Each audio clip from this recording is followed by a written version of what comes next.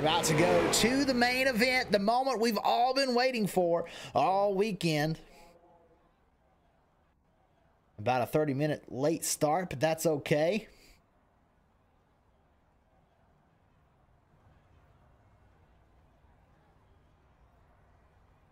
Thank you, Crazy Duck, for being our 300th subscriber as we get ready to go through our grid.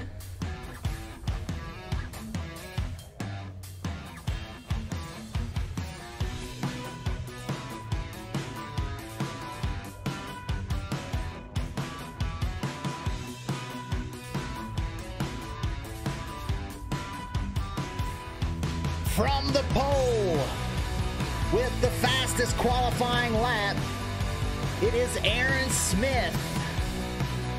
Starting in the second position is Jeff Ward in the number 9. Starting in third is Garrett Fox in the number 85. Starting in fourth spot is Ben Tunney. Very familiar with figure 8 racing. He's won the real race in Indianapolis 4 times. So Ben Tunney, a name to watch out for. Noah Allison will start 5th in the number 24. Rolling off in 6th place is Blaine Aiken. We'll pull up our grid here. 7th will be Travis Moore. 8th is Cody Mulryan. 9th, Presley Sora. And 10th is Joey Foote. In 11th is Cameron Iverson. 12th will be Andrew Teep. 13th is we've already got a wreck on the racetrack. I think we're trying to go 3 wide here. 13th is Xavier King. 14th is Jeremy Vanderhoof.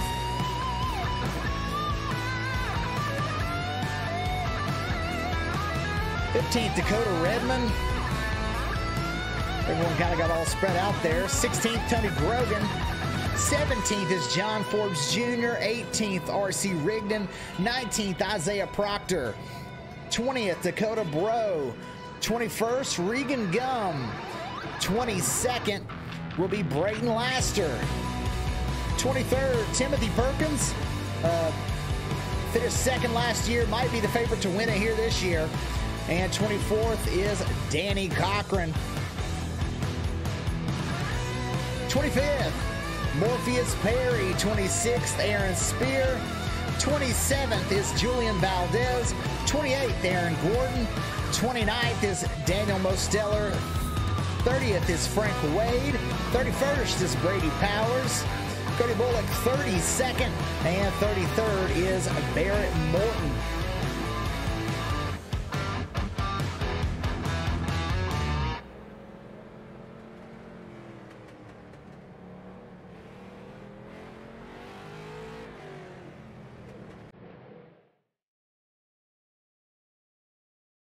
We head back to the front of the field.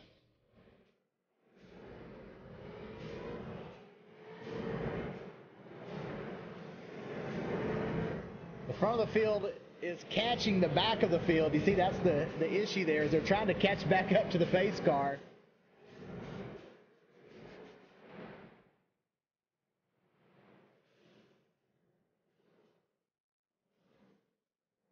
And that's the reason we can only have 33 race cars. You know, it's great to qualify up front, but the thing is, if you qualify up front, you're going to be the first car to catch the tail end of the pack.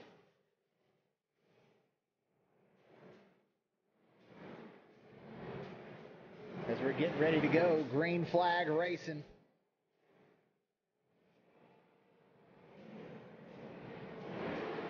Green flag, we are underway.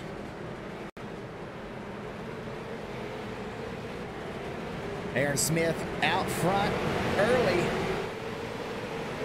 How many laps do you think it'll be before he catches the tail end of the field?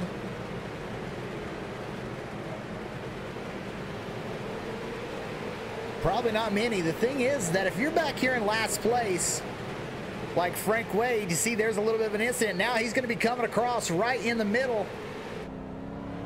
See all these cars, he's going to try and make his way through. He slows down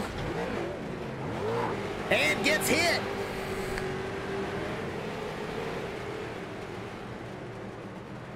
And our leader checked up big right there, and he drops back to 4th. Now Jeff Ward moves into the point.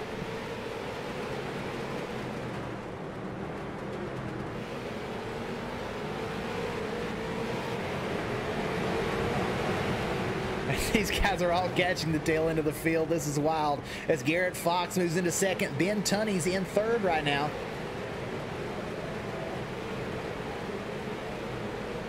One car already a lap down, and that is Brayton Laster, our event coordinator here, already having an issue.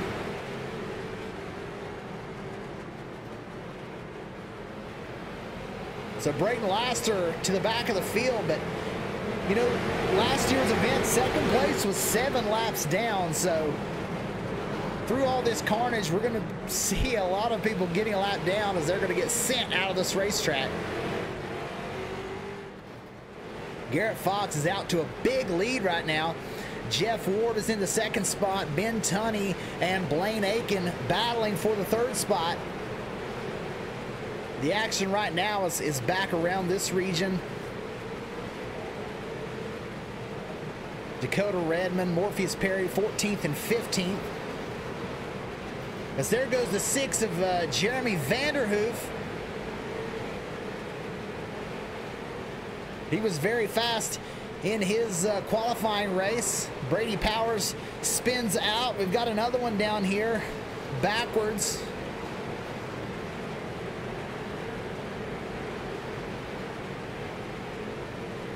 And this entire field is strung out.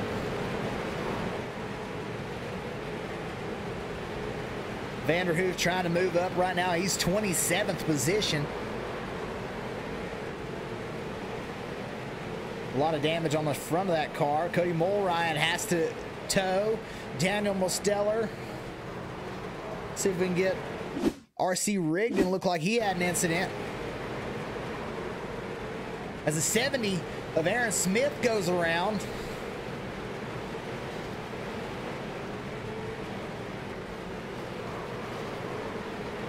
I think Presley Sora was also involved in one.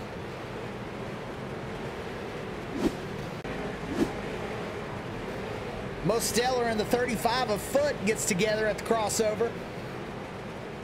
That car damaged. He'll have to take it to the pits. The 24 goes around. We've got one smoking in front of these.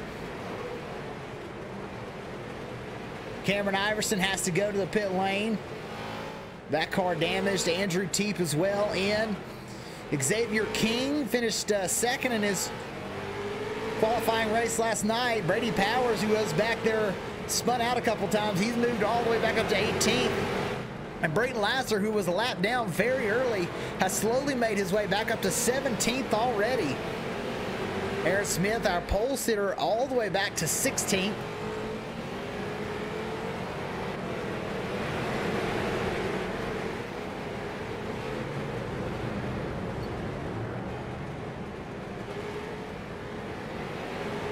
Your leader right now is Jeff Ward. Blaine Aiken is in 2nd. Travis Moore 3rd. Noah Allison in 4th. And Dakota Redmond 5th right now.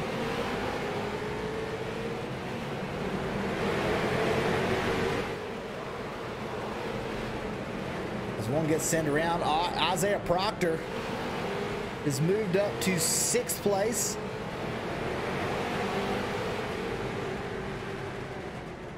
Some of these drivers able to hold on. Oh, and Blaine Aiken sent somebody around. That was our leader, Jeff Ward. He gets destroyed there. And he cannot drive that race car, trying to get it to pit lane, but can't turn it. So now Blaine Aiken and our leader get together. The 051 gives him a shot. That is the battle for the lead. The 051 of Travis Moore and Blaine Aiken as one gets hit there big. That's Garrett Fox, who was running 3rd. Now he drops back to the 5th position. Dakota Redmond up to 3rd now.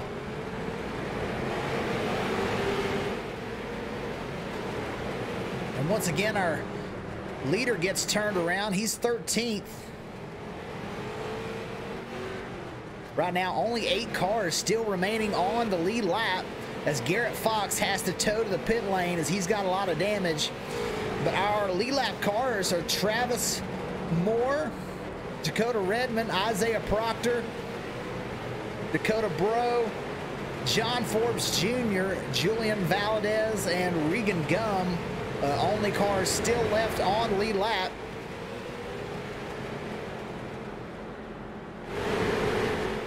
Oh, Travis Moore gets hit big time. He was our leader. The whole front end is gone off that car. If you see on the right front, no suspension, no tire. He's going to still try and drive it, though. Somehow going to make it work here with no right front wheel. I don't think that he's even aware that he does not have a right front. Yeah, he comes in the pit lane. And Regan Gum, he's our second place runner. Now he drops back, hits another car. He and the 420 there get together, and John Forbes Jr. will take the lead.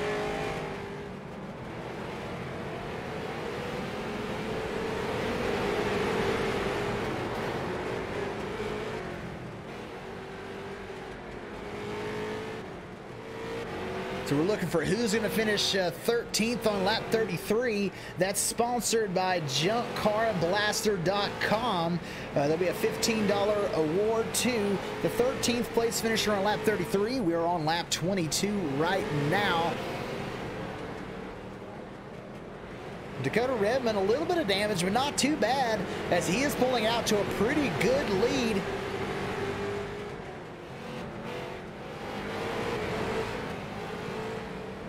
Last year in this race, the leader, the guy who won, Gary Cronin, went, oh, was our leader Dakota Redmond.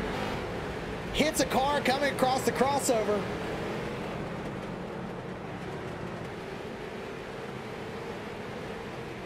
And there is so much action. They are piling up in the crossover.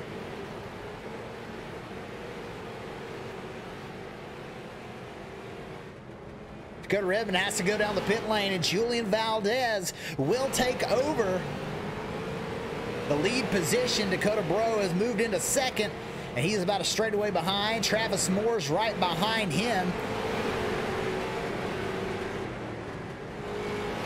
John Forbes Jr. in the 4th spot as he gets hit. Blaine Aiken, who's already been in the pits, and I believe he's taken one faster pair, he's back up to the 5th position. So things change so quickly here as one almost got sent out. I think that might be one of our leaders there. That was Travis Moore, I think,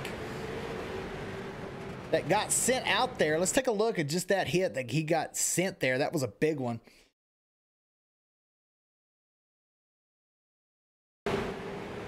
Tried to check up, but couldn't, and gets rolled.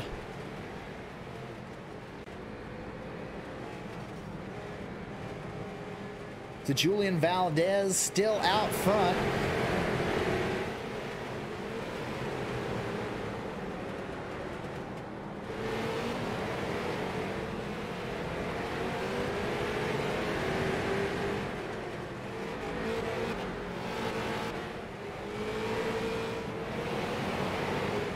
As we approach lap 33.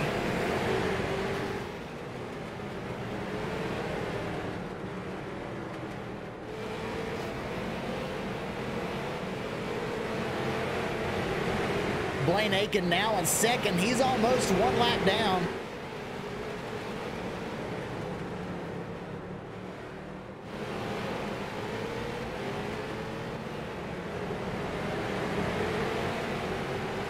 See him skirting it through there.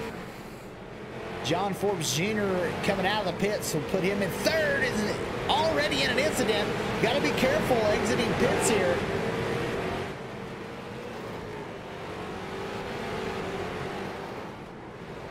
Another driver gets sent there. Forbes Jr. has to go directly back into the pit lane.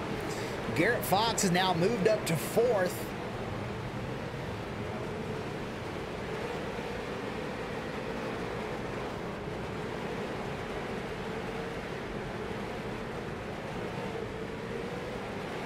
Garrett Fox not afraid to run through the middle. Dakota Redmond still in third spot. Blaine Aikens up to second.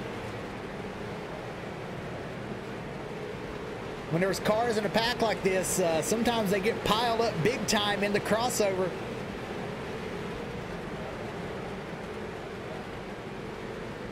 Ben Tunney, where is he running? He is currently in 20th. Started in the third spot, was looking very promising. Still a long way to go, though, as he and Jeremy Vanderhoof battle for the 19th position.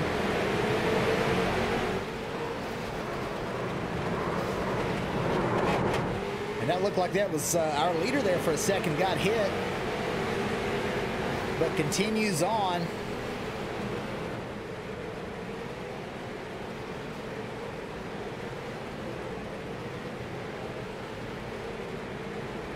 Now Blaine Aiken looks like he's in the lead, as Valdez, not sure what happened, but somehow lost a position there. So Blaine Aiken is currently our leader. And 13th on lap 33, I believe, will go to Timothy Perkins. And that's going to be sponsored by JunkCarBlaster.com. We're on lap 34. They will review that at the end of the race, but I believe it's Timothy Perkins, as he is still in the 13th position. Thank you, JunkCarBlaster.com.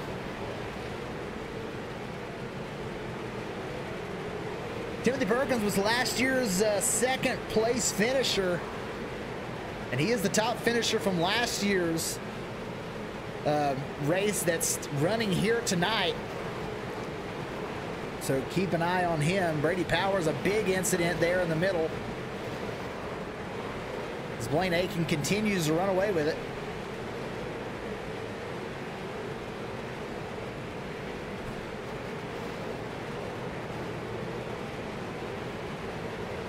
Oh, these cars cutting through the crossover right in the middle of each other. That is hard to imagine. But we'll take a look. Oh, in the cockpit as Aiken goes around. And that's our leader. Let's go back, take a look. There was our leader, gets hit, and then immediately after we had a couple more incidents. Right there. That was the 19 who was running up there.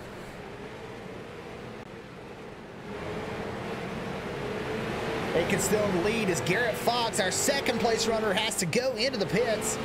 John Forbes Jr. is now up to third.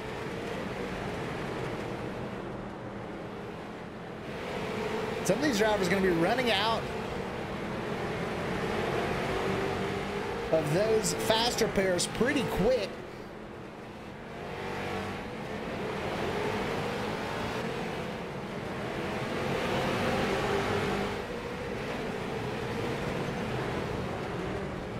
Oh, and Ben Tunney gets turned around. Dakota Bros up to the 5th position right now. Dakota Redmond's dropped back to 6th. And that looks like a big incident as he's all the way down here. Not sure what happened to him, but a big hit. And he gets sent up to the outside wall. And that car definitely having issues as Cameron Iverson drives by and takes that 6th position away. Brayton Laster has moved up to 7th.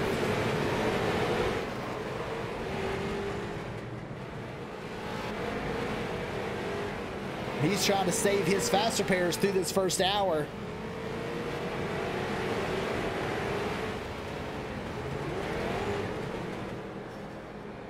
Tough shot through there as we watch with Brayton. And we'll take a look.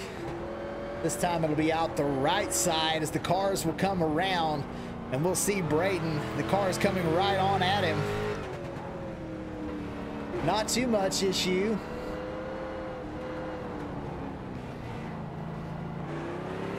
Now out the left side. Oh, one almost got he and the 9. That 9 was up front, Jeff Ward, for a lot of this race, but now he's all the way back in 28th position, several laps down.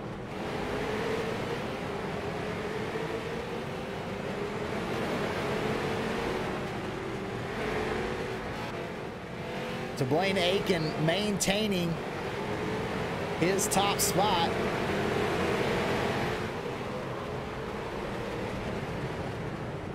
Chaos everywhere.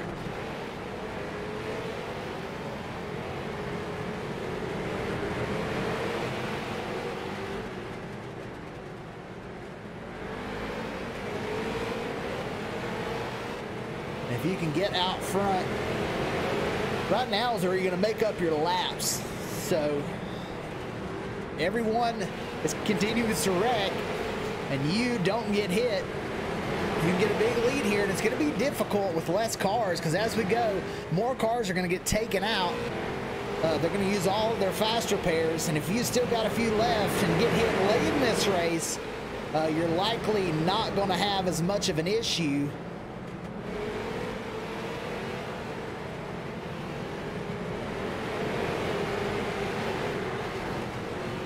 There's cars everywhere in the middle. Valdez, he tries to get through as these cars are all bouncing off the outside wall. Forbes Jr. is in third. We'll go back and take a look. Our pole sitter right now running in the 12th position had dropped way back.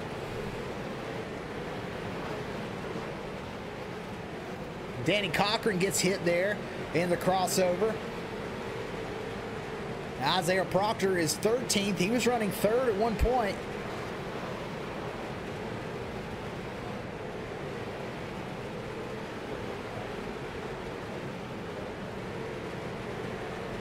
Ben Tunney has won the real 3-hour race 4 times. Currently sits 17th.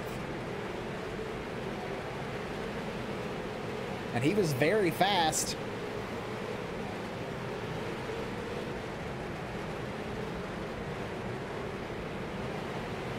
And a couple gets hit. The 70 of Aaron Smith gets hit.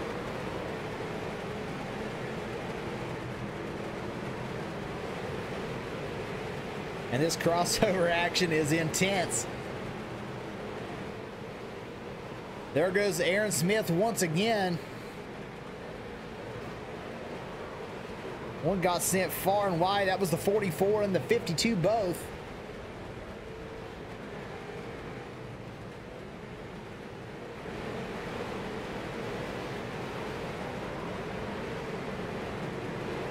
Cochran gets it back going. There went foot around. Someone sounds like they blowed up. I think that might have been the 23 of Timothy Perkins. Nah, yeah, I think he's able to make it to his pit. Several cars around right here. The one goes around. That's Tony Grogan.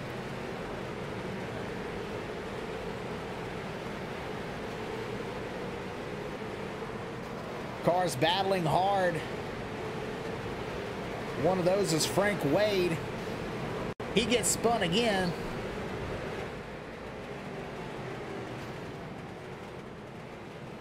But he will continue on. Regan Gum has to go take a faster pair. He was 16th. Blaine Aiken continues to lead 54 laps in.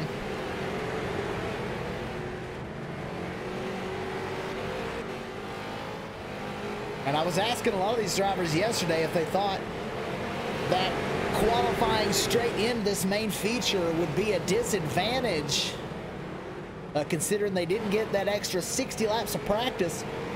Well, Blaine Aiken was one of those that qualified straight in and did not race in the qualifying races. And he has proven me wrong as he sits out there in the front.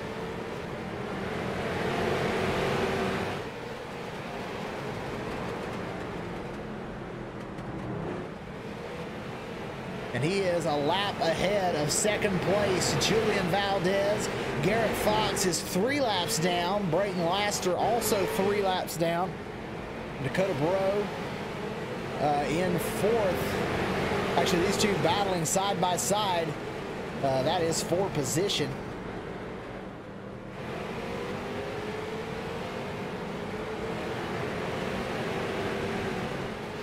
We heard Brayton talk about, as he gets hit there, talk about him being conservative in this race. And that's exactly what he's trying to do. The 7 goes around. That was Aaron Spear. He's all the way back in 32nd.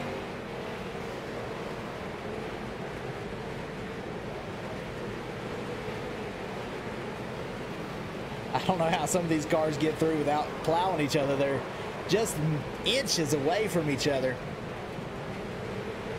RC Rigdon, who ran so well last night, he's all the way back in the 24th position. Can't have any more hiccups if he wants to have a chance in this one.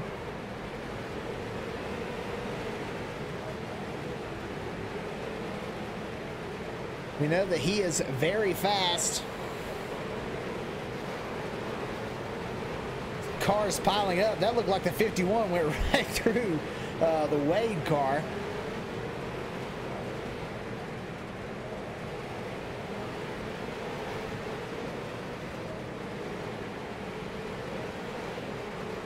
Brayton has dropped all the way back to 7th. Cameron Iverson is up to 8th position. Oh, and he gets hit. And that will, you hear that noise, that is that engine getting blown up. Isaiah Proctor will now move into the 7th spot.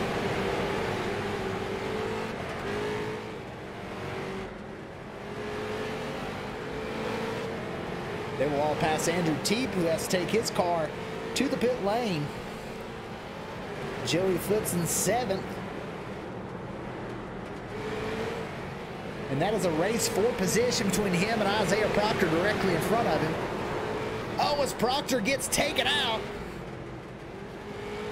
That looked like a big hit for the 23 as well. Let's go back and take a look at that one.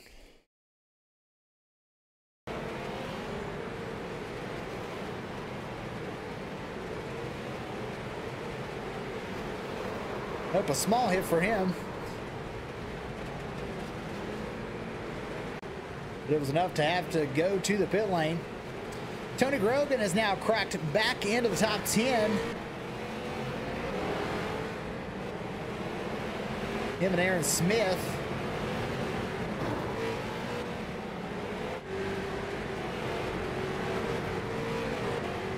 Smith, our pole sitter, trying to drive back through the field, but has been involved in several incidents.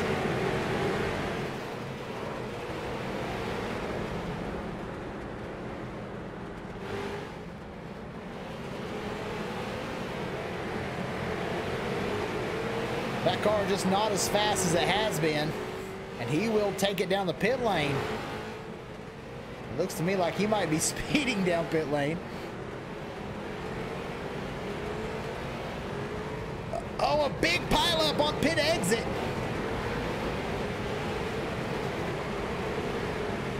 Dakota Bro involved in that one. Oh, and he gets T-boned by the 35. Let's take a look at this one. But from that left side camera, as he gets back going and then gets T-boned here by the 35. Boom! A big hit.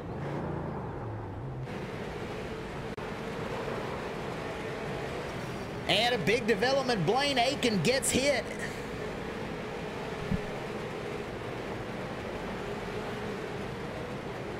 He had to come in for, maybe he had to come in for fuel. He's been out there for a while.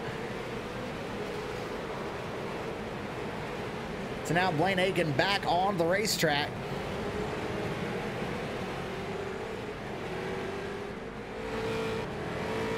And he'll be on the same lap now as Julian Valdez, who just got hit. That right front suspension not looking good on that race car.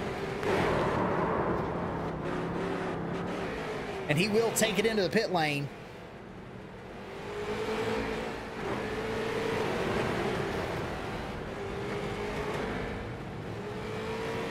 To Blaine, that car very fast, trying to put as many laps as he can between himself and the rest of the field.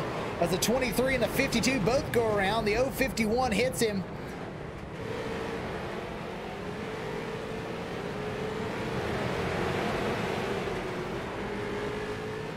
so tight when they come through that crossover. So now Aiken will get back ahead by a lap or two.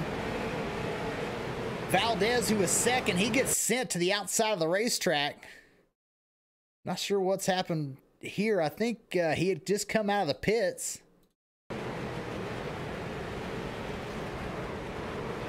Tries to drive through. Looks like he's still having some right front suspension issues. The 98 gets sent all the way out to the outside wall.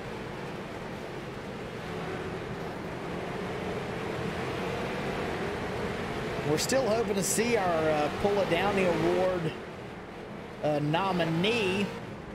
We'll try and keep up with that as we go through. I haven't seen anybody get shot completely out of the racetrack yet.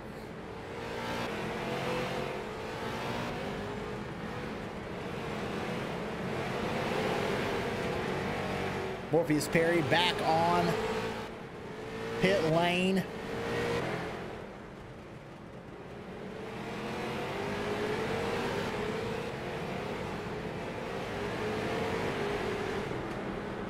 Danny Cochran's up to the 15th position.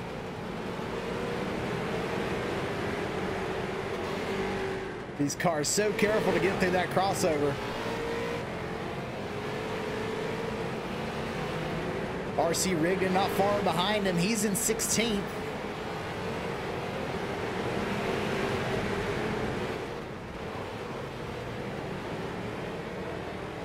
He was fast last night. So I expect him, you know, if he can just keep his nose clean, he'll be a competitor at the end of this thing. Oh, his car's big time in the middle. Oh, the 98 gets hit again. Presley Sora back into the pit lane. Let's see if we can see what happened to him there.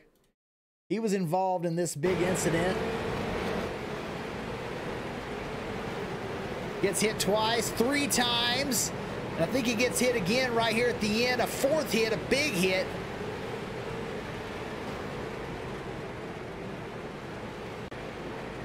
And now he'll have to get that car repaired. Jeremy Vanderhoof all the way back in the 23rd position. Hoping enough of the competition gets taken out for him to drive back to the front of the field. But he is 14 laps down, so he's going to need a lot of help. Dakota Bro, who was up there racing for like the 5th spot not long ago, is now all the way back to 24th. So that shows you just how quick it can happen. These cars get taken out, and all of a sudden, if they have to tow, I mean, that's 6-7 laps of time, maybe more.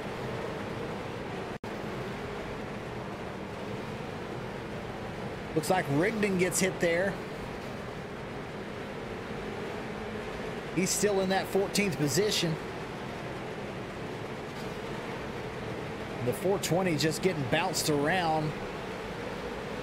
And that is Aaron Gordon. He got hit a lot on this lap. Let's take a look at his lap here. I think he just got sideways out of this corner. Gets sent on around. You see the 25 get sent. And he tries to find his way back, and then all of a sudden, boom! 2 cars hit him. And he will have to come in. Garrett Fox in the pit lane. He's 3rd in this race right now. So rejoining again after taking another faster pair. He had Timothy Perkins.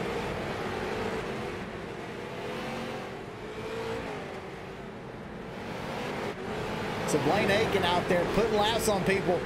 Seeing people crash directly in front of him.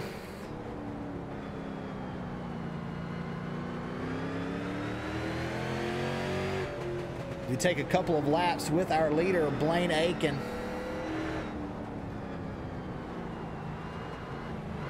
See just how treacherous it is out there.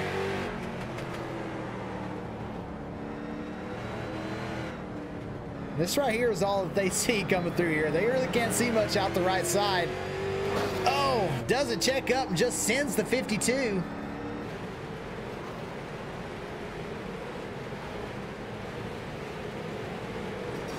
A lot of chaos right behind him. Joey Foot now on the pit lane. He was in 4th position, so he'll drop back. Presley Sora involved in another incident there as he's trying to make his way back up through, but just can't do it. Julian Valdez now in 2nd position and Garrett Fox in 3rd, but he's spent around again. See what happened to Garrett Fox. Tried to go to the outside, but Vanderhoof already there, and he goes right around.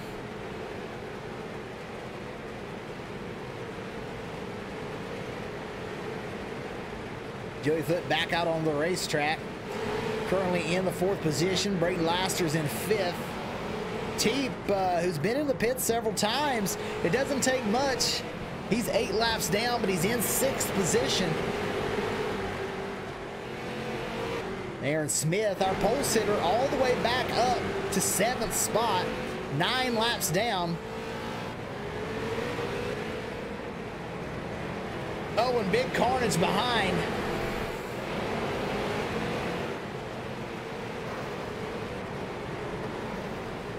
This 420 has been sent around several times, but he's still running in the 11th position.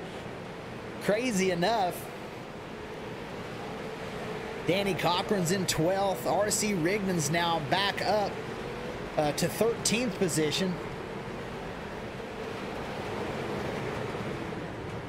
Vanderhoof around backwards.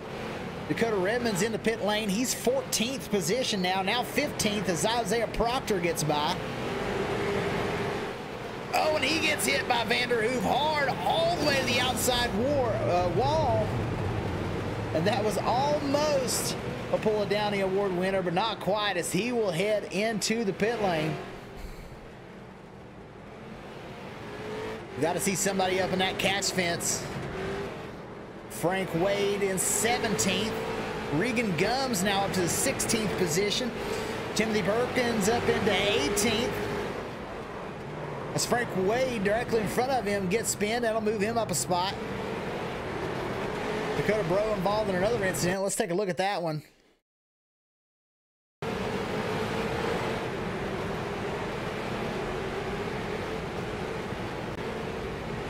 And that'll cause some suspension damage. He's 20th. Brady Powers is 21st.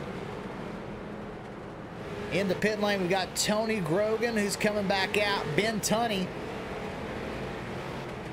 And Dakota Bro 23rd now. Jeff Ward qualified outside pole all the way back to the 24th position. Presley Sword 25th as he comes back out on the racetrack and immediately takes out 2nd place runner Julian Valdez. Big hits again, that time the 10 for the big hit. Cody Mulryan in 26th. Jeremy Vanderhoof is in 27th position. Daniel Mosteller is 28th. Noah Allison still out there running in 29th. 30th is Cody Bullock in the 51. And the first car out right now, Xavier King, Aaron Smith, and Barrett Morton have all hit their limit on their faster pairs and are out of this race.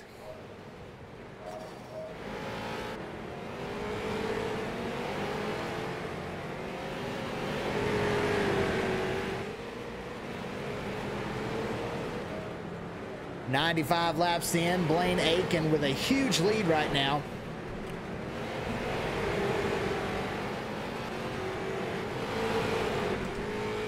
We might be wondering if he can run more laps this year.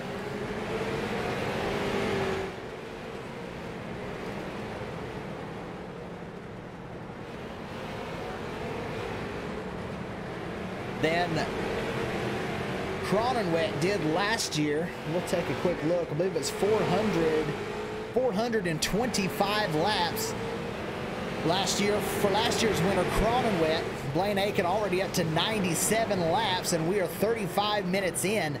So he is on pace to definitely exceed that.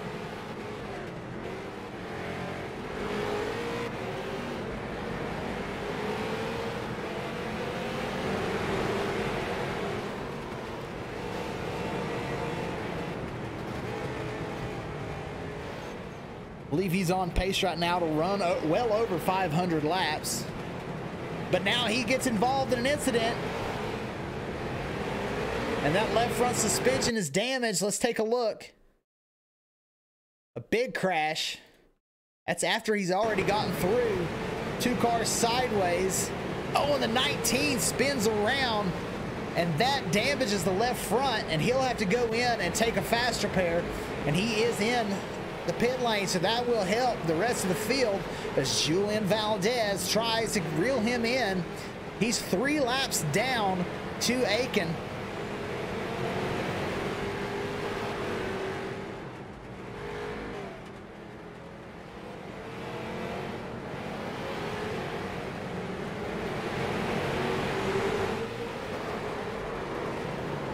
Blaine Aiken already back out onto the speedway.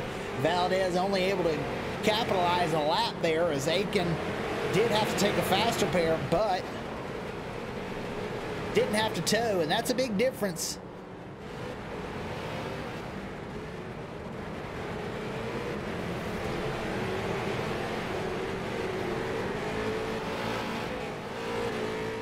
Let's try and find our Brayton Laster is in 6th.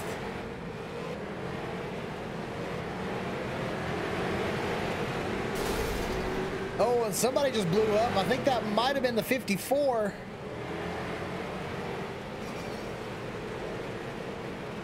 So we do have a biggest mover award. And that will be the Joe Sheedy Memorial Award.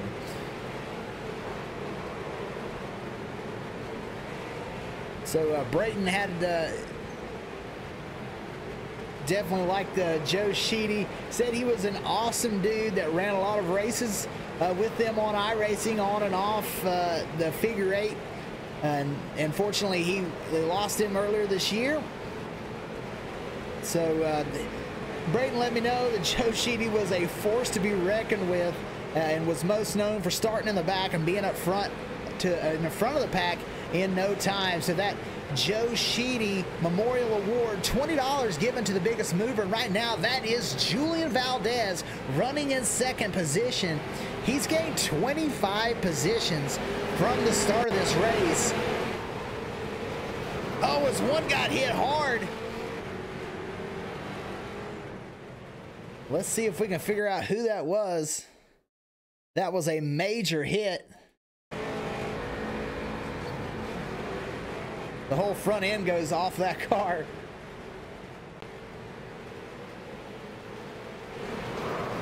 .51 a bullet gets sent.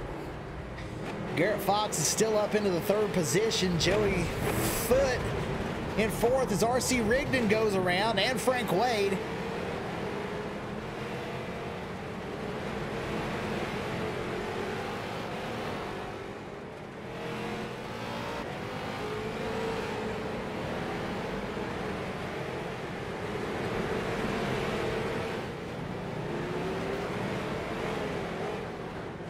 Joey Foote up to the 4th spot. Aaron Smith. Oh, as we say that, he gets hit twice, really big. Can he continue? Will he have to take a fast repair? It looks like he will be able to continue with that car, but he was tonight's pole sitter. That drops him back 2 spots, but he had gotten back inside the top 5 for a second. And now he's in 7th.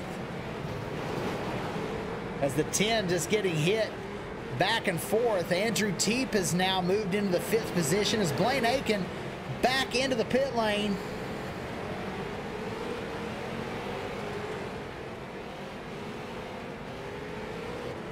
Not sure if he was involved in one of those incidents or not. Too much to try and catch, but he's 6 laps ahead of Valdez right now. John Forbes Jr. down into the pit lane.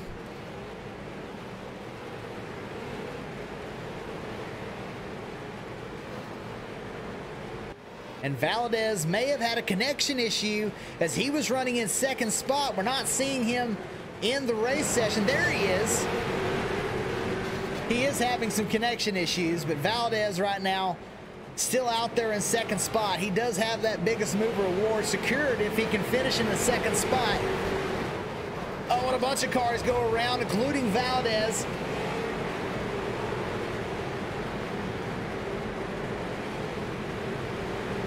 And he goes around again off the nose of Vanderhoof.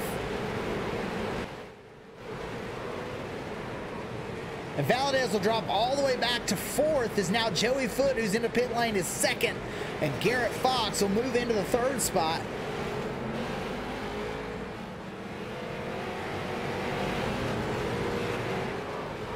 RC Rigdon gets sent up against the outside wall.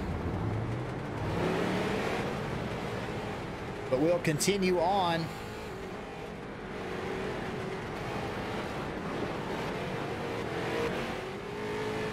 Valdez trying to reel Garrett Fox back in. This is the battle for 2nd.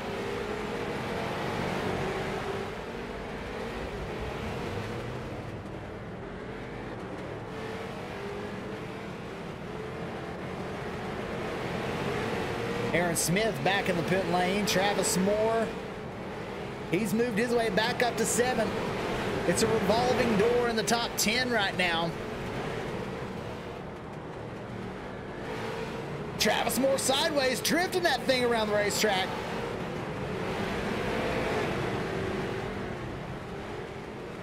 Let's take a lap with someone back here like Cameron Iverson, who's been hit several times tonight.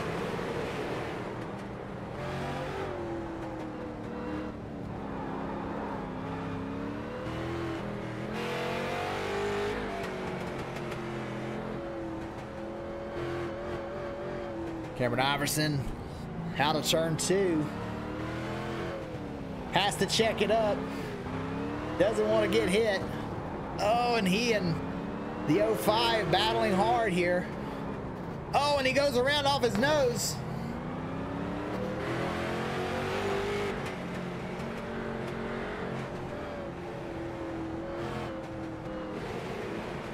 Let's see who is in here that we can pull in for an interview. We've got Garrett Fox here at the lap 117 mark. He's running in 2nd spot. Let's see if we can get a word with Garrett Fox. Hey, Garrett, this is Dakota in the broadcast booth. You got a copy? Yeah, I got you. Hey, man, you're out there running 2nd. It looks like complete chaos out there. What are your takes so far at lap 118? Man, I wish I could travel in time and get this 3 hours over with. I can tell you that much. It's pretty crazy. It's there's not really much racing going on. I mean, the leader's got 7 laps on the field, and I can't do anything. You know, I can't do a damn thing about it because you can't really race anybody. And tires go away quick, and every chance you look, there's somebody hitting you or trying to spin you or whatever. You know, people blinking in and out. So it's pretty crazy. But I mean, we expected this, so we knew how it would be. We've run it before, but it is a fun. I'm having a blast. Yeah, we see you go around there. Is there anything that you do, or is it just crossing your fingers and hoping that Blaine has some bad luck that everyone else has already had? Yeah, I mean, honestly, the only way you can really make up that many laps at once is to tow. You know, if he ended up having a tow or something, which obviously I don't wish that on him, but at some point that's about your only chance. So I mean, especially when he gets that many laps on the field, I'm about to get passed for 2nd, I believe. So, oh, I'm taking fuel. So. Yeah, it's crazy, man. It's hard to keep track of everything going on around you. Oh, yeah, no doubt. So good luck, and hopefully we'll be talking to you at the end of this thing. Hold on to one of these top 3 spots. Appreciate that, man. Thank you. Thank you. There's Garrett Fox. That was our 3rd place runner. Blaine Aiken is out front by a lot. Julian Valdez still in 2nd. We've got another award coming up on lap 130. Sorry, that's lap 180, so we've still got a little ways to go. The leader on lap 180, that'll be presented by Auto Repair, VinStickers.com. And right now, that leader, Blaine Aiken, on lap 123, unless there's some bad luck, and he's hit somebody. I think that was the 23 of Perkins. And we've seen this multiple times. Blaine has hit cars, and now he gets a big hit. Will that bend the rear suspension? Somehow he gets hit and just continues on. We've seen him hit cars in front of him, And they went and spun out, and somehow Blaine, his car, indestructible. And now a left front issue. And somehow it repairs. I'm not sure what's happening with Blaine Aiken's car here. That time he will have to go down the pit lane. Another big hit. So that will help the rest of the field a little bit, but Blaine Aiken right now out in front by quite a bit.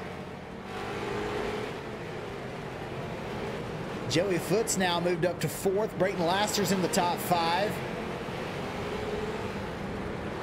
Aaron Gordon up to 6th. He's had a lot of incidents tonight, but finds himself in that top 6. That's the 23. He gets spin a lot tonight. And there goes Aaron Gordon around all the way up to the big track. We see the 23. He's 19th.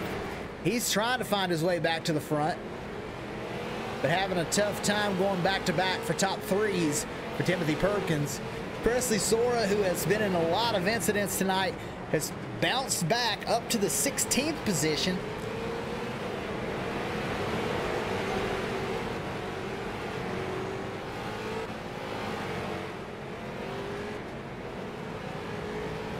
Everyone he's racing is a lap ahead of him, I believe.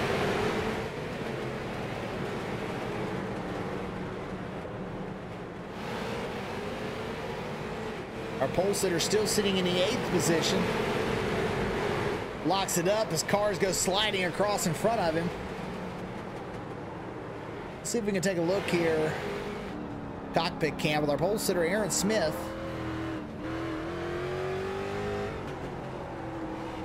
You see the chaos as he's trying to get through. Cars everywhere around this racetrack, sliding sideways. Smoke, you see cars now in the crossover getting hit.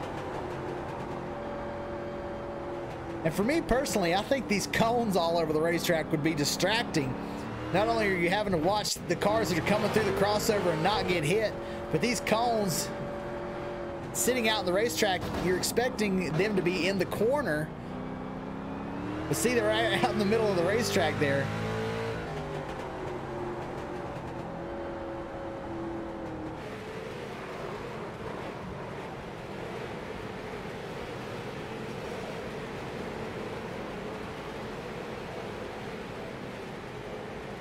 A lot of race cars out on the pit lane. As you would look on our track map, the cars that are kind of faded out on the right side, that's the cars that are in pit lane. Julian Valdez, one of those that is in pit lane.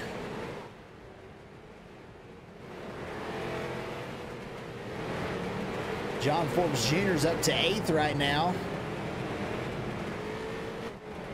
Andrew Teep getting another set of tires. Travis Moore's in 10th. Danny Cochran's in 11th. An incident there at pit exit.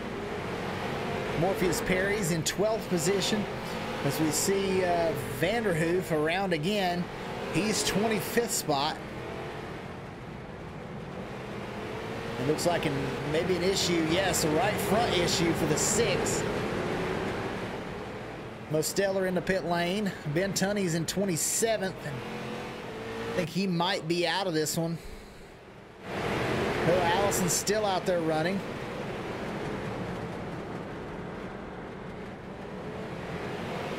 Yes, Ben Tunney is retired from this race already. Right now 27th, but he's going to drop a couple more spots. Allison, Gum, and Bullock still all running behind him.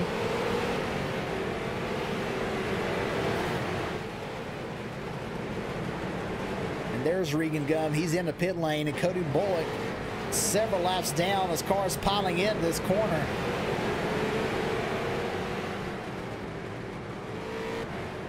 Oh, and the 35 a foot. Two cars go around, including Cody Bullock. Up into that outside wall. Let's get a look on the blimp cam. As they're going 4 wide. The 35 gets hit. The 52 gets hit. Sends them all up into the outside. Now, that might be, as he flips, well, know later who wins the Pull It Downey award, but that's certainly got to be a contender. Flips upside down for Cody Bullock.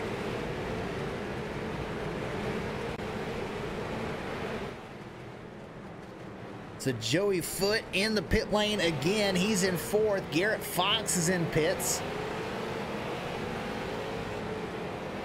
Said the tires are wearing out quick. Valdez, I think he's having some connection issues. He's the one that they're talking about is blinking all around. Blaine Aiken still out front.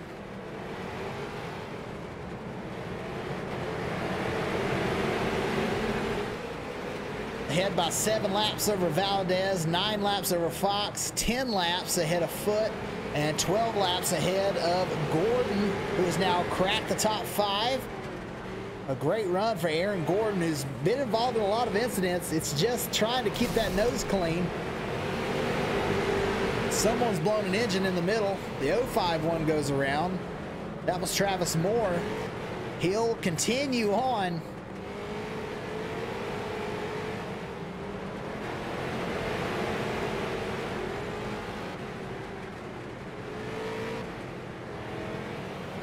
Dakota Bro in 19th position. He is several laps down, takes a faster pair, gets out going. I think he's 20 laps down or so. Dakota Redmond trying to reel him in here and pass him for that 19th spot.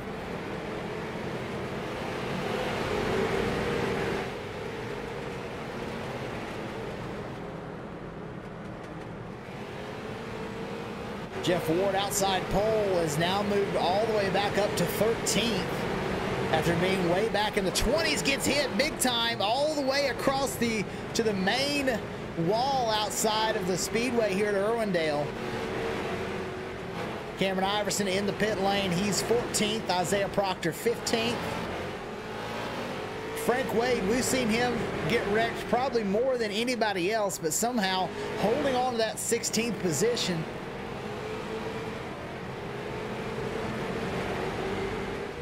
He has driven himself way back up through the field. There's 2 cars up here against the outside wall. One of those is the 51 of Cody Bullock. Might be having a bit of an argument there. We'll take a look and see how those cars ended up on the outside wall.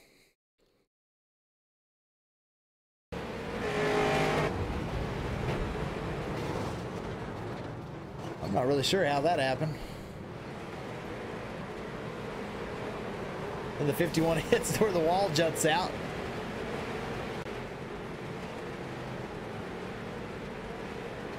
Not sure about that one. So let's see if we can get a word. I think Cody Bullock is here in the chat. Let's see if we can get a word with Cody Bullock. Hey Cody, this is Dakota in the broadcast booth. Got a copy? Yeah, man. What's up? Hey man, fun watching you guys race out there. Looks like you've had some incidents tonight. How many faster pairs do you have left, and what do you think your chances are maybe cracking back into the top 20? Well, we got blessed this year. Actually, we have unlimited, so I got as many as I want. But top 20 is gonna be a challenge. I mean, the guys in front of me aren't too many laps ahead of me, but it's just getting to that crossover, man. It's a little worse. I've seen it the year before. I mean, there's a lot more guys than we had last time, and there's no give and take like there was last year, and it's interesting to see how it's changed. But no, it's not too bad. I think I get back up there. Just gotta keep it clean for maybe 10 laps, get some laps back. But other than that, it's been pretty fun. Absolutely. Hopefully you get back up there. Good luck. And do you think it's just bad luck for everyone else, or has it just been bad luck for you here, or do you need that bad luck from everybody else? What I'm saying. I mean, I need a lot of bad luck to happen. I mean, actually, I have 260 incident points, and we're only, 56 minutes into this thing. So, I mean, it need a lot of things to go my way in the next 2 hours, but it's positive. I just hope for my teammate Garrett Fox get up there and win this. I'm just kind of here driving around, keeping him company, hoping to get a top 20 out of it. All righty, good luck, and hopefully we'll be talking to you later. All right, man. Thank you. Thank you. And there was Cody Bullock. He's sitting 30th right now. And he is over 30 laps down. As Blaine Aiken, our leader, continues to stretch his lead. We're on lap 151. And see, it's things like that where it's just good luck for Blaine Aiken tonight, as everyone else, their luck has run out. And we are almost reaching the 1 hour mark.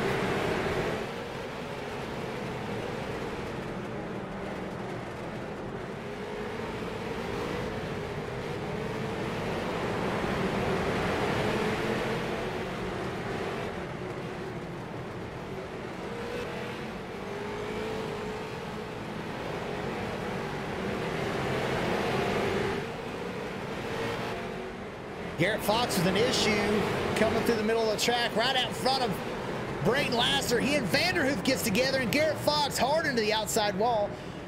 We did, in that last interview, we did get a little information that we didn't have before. I think they were supposed to have 10 faster pairs, but with the way that this thing has all needing that new session, they had to reset up everything. I think that has come down to making unlimited faster pairs. So that's why we're seeing, like he's talking about, no give and take, because people can just come in and get another faster pair. So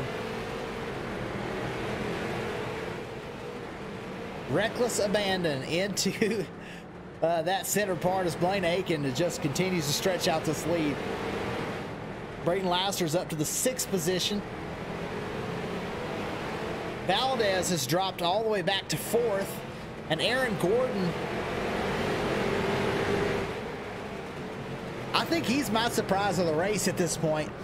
He's tied with Valdez, and he started 1 position further back than Valdez for that Memorial Award, the Joe Sheedy Memorial Award, and that's whoever moves up the most. So both Gordon and Valdez have both moved up 23 positions, and that tiebreaker would be who started further back, which would be Aaron Gordon.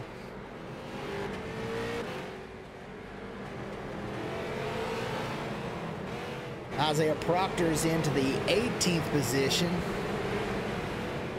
I think we have Cameron Iverson. He's sitting sideways there trying to get back going.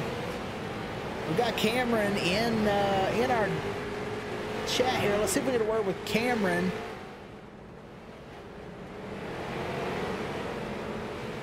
Hey Cameron, this is Dakota in the broadcast booth. You got a copy? Yes, I do. Hey, you're up to 13th position. We're about to reach the end of the first hour. How is your race going out there? We've seen you get spun around a couple times.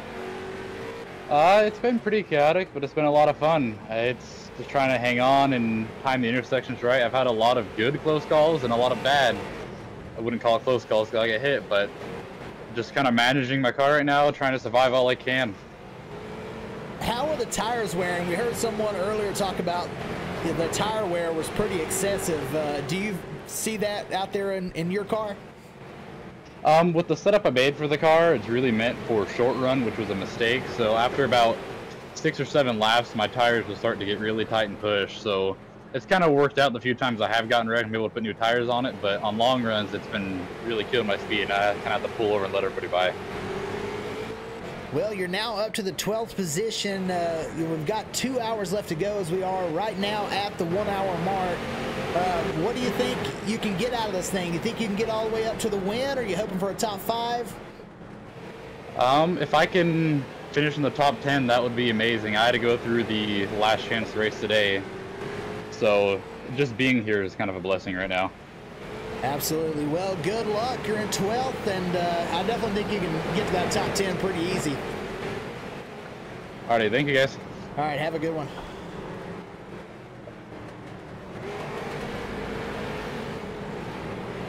Smoke everywhere in front of Cameron Iverson.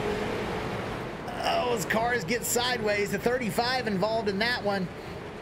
And that was Joey Foods. He'll pull into the pit lane. Blaine Aiken involved in it too. See, here's the difference for Blaine Aiken and Joey Foote. You see these guys that are out front. They're pulling into the pits, taking their faster pair. It's unlimited faster pairs. So a lot of these guys are still out here driving when their cars are busted. And when they could just come in, take their faster pair and go, but they go out, they drive with their cars all busted, and then something happens, then they have to tow, like their car gets, you know, their engine blows, something like that.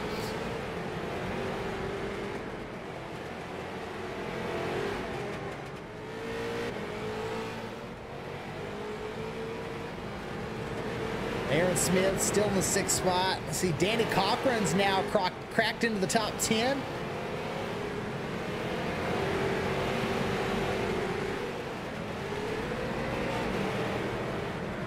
And it's difficult to set up a car for this style of racing.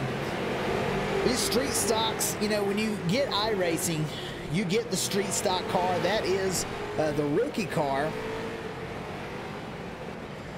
So everyone knows this car, but they race mainly on short tracks. Sometimes you get like a Charlotte, something like that, but you don't really get,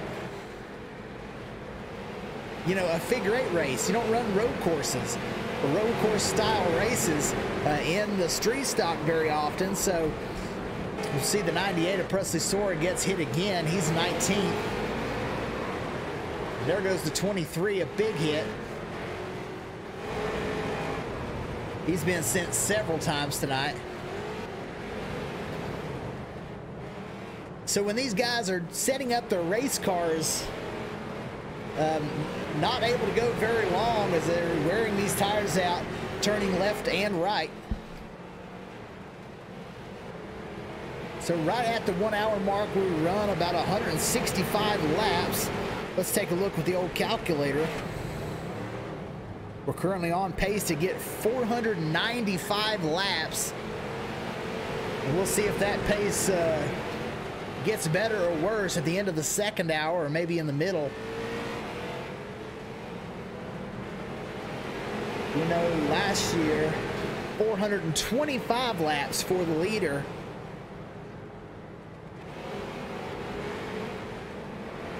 So Blaine Aiken on a blistering pace.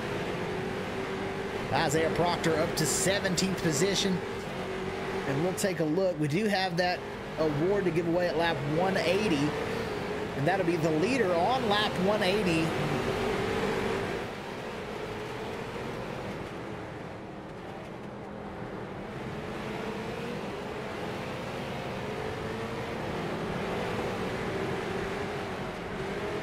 Will be given the Auto Repair VinStickers.com award. And right now, Blaine Aiken out to a big lead, gets hit, somehow able to make it through there. It's just wild to see his luck versus some of these other drivers. Oh, there he gets hit. Somehow able to continue on. He in the 10 of Iverson sideways.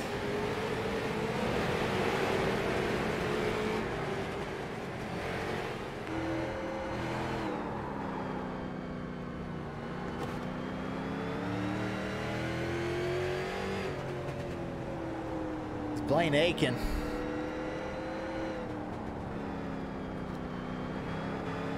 Chaos in this crossover. Oh, he gets hit. You see him shifting. Not seeing a lot of other people doing that. When he gets hit, shifts down and jets out of there.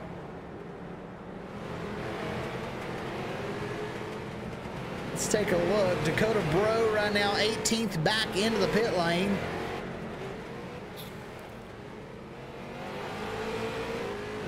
Tony Grogan all the way back to 25th.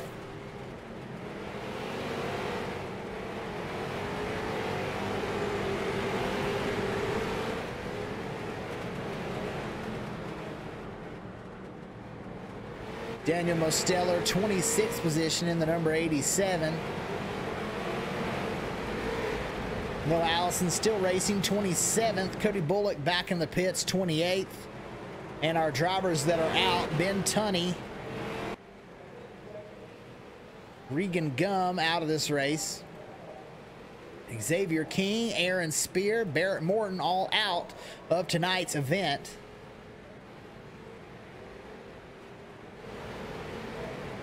Danny Cochran coming back out of the pit lane. Right out in front of a bunch of cars. One of those, Dakota Bro.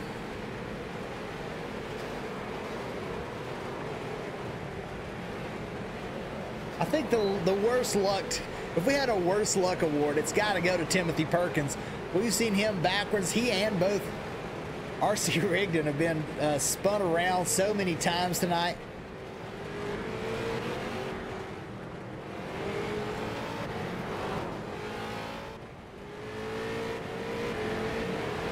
Timothy, who finished second in last year's race. Dakota Bro has moved all the way back up to 15th, so.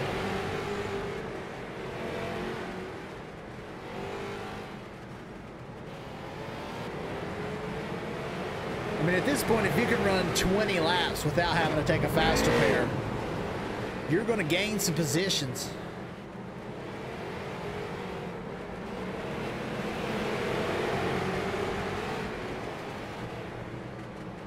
All these drivers talking about give and take, because we do have that lap 180 leader award presented by Auto Repair VinStickers.com. We were on lap 181, so our leader at the end of lap 180 is Blaine Aiken. A big hit to the left front. He's going to have to try and get back to the pits. That car having a difficult time turning. Brayton Laster goes around. Oh, and he spins Garrett Fox. That's the second place driver off the nose of the leader.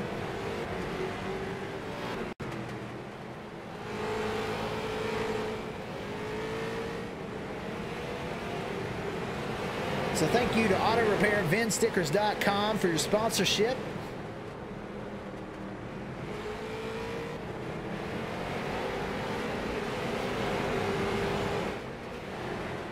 Garrett Fox trying to get as many laps back as he can. He was 9 down at one point, down 7 now, as Blaine Aiken pulls back out onto the racetrack. Valdez is third, Joey Foote in fourth, and Aaron Gordon in fifth. And there goes the 23 around, and Aaron Smith, who just pulled out of the pit lane, gets immediately hit. But he will be able to continue on. Let's take a lap with Morpheus Perry. Well, maybe not. There he goes around. Let's see if he's got to go to the pit lane. I think that's where he's headed. So let's take a lap with Jeff Ward, who's currently running in 12th.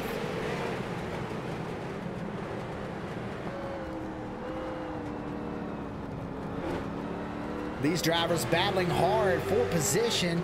Cameron Iverson not far behind. He's 13th. Jeff Ward now moves into 11th.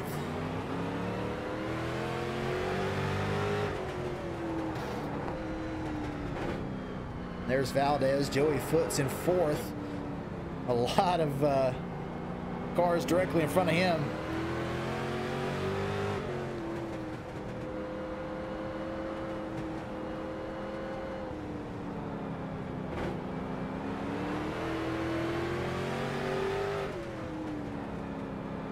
The 19 goes around there. Isaiah Proctor, he was fast the other night. Oh, a big head-on hit with a 24. Oh, and another hit. Let's take a look from the cockpit cam from Isaiah Proctor. We'll go all the way back to the start of this wreck.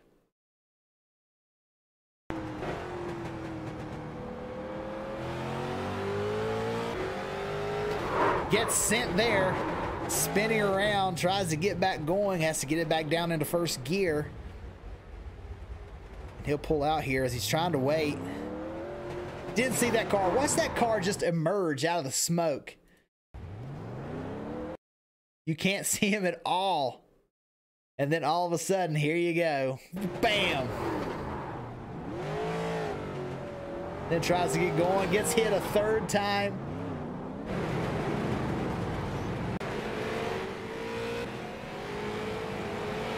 Unfortunate luck for Isaiah Proctor.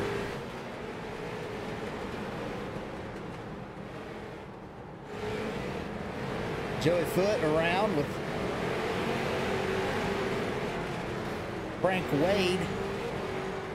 Foot around again, send it in a little too hard into the corner. You see those brake rotors glowing bright. He's got the front brake set up high, trying to make this car turn.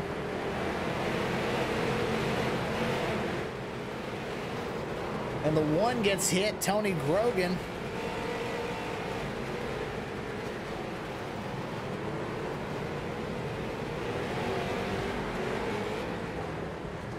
And the only driver that's in the top 3 last year that's in the top 10 today is Brayton Lasser. He's currently running an 8.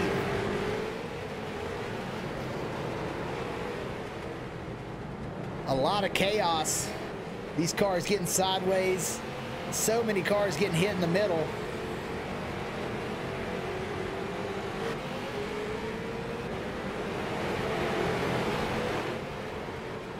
Travis Moore's up to the 7th position. Oh, and he hits the 24, who's just had some very bad luck tonight. Noah Allison, he's been hit several times. Having a hard time finding a place to get spun back around.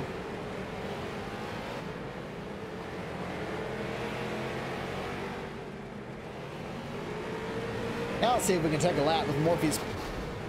Oh. That's twice now that I've tried to go with Morpheus Perry and he's had a wreck.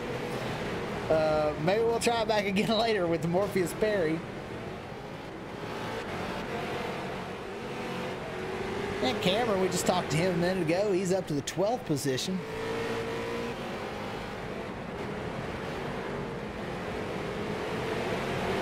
Let's see who else we've got. Maybe we can get a little bit of a talking to. I think we've got Dakota Bro in the chat. Let's see where he's at in the race. Right here, he's back in the pit lane in 14th position.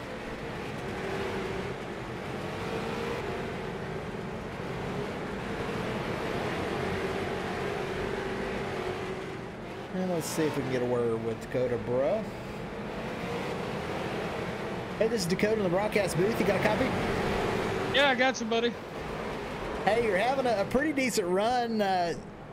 You got knocked back to the back of the field. You made your way back up to 13th. What do you think your chances are to get back into the top 10? A lot of chaos out there right now. Yeah, it's very chaotic, man. Oh, and just trying to do it's kind of started way up to 3rd, passing for 2nd. I got kind of breaking up a little bit. Toes. I've had a couple toes here and there. I'm trying to just survive. That's all it's about. Absolutely. Well, good luck going forward. We're almost halfway through. What are some of the takeaways that you've seen so far coming through that intersection? Have you learned anything about trying to not get hit? And my VR kind of went out on me at the start of this race, so I'm running without a VR right now. Kind of hard to kind of glance over and see that crossover. Just all about timing and competitors, whether they're good or not. All right, well, good luck, and hopefully we'll be talking to you later. All right, thank you, buddy. Thank you.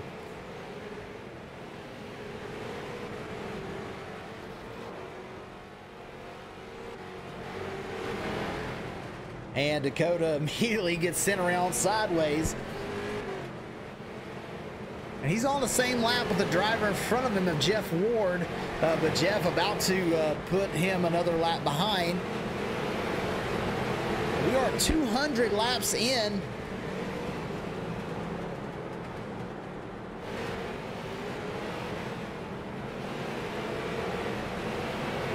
An hour and 15 minutes into this race. Cars everywhere out here. All right, dare we try it? Should we try to hang out with Morpheus Perry? Let's take the risk. Oh, nope. Nope, never mind. Morpheus is wrecked.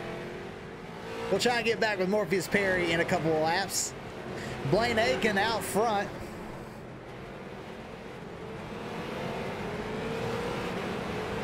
We might just have to quit trying with Morpheus because I don't want to cause him more wrecks. Seems like that broadcaster's curse might be on Morpheus Perry tonight. But Blaine Aiken with a huge lead right now. Garrett Fox into the second position. Not seeing a lot of movement on the front right now. Aaron Smith and Aaron Gordon have kind of been battling it back and forth. Gordon has a wreck in front of him. It looks like some damage to his car. He in the 70. Aaron Smith is in 5th. Now has a lap advantage over Aaron Gordon.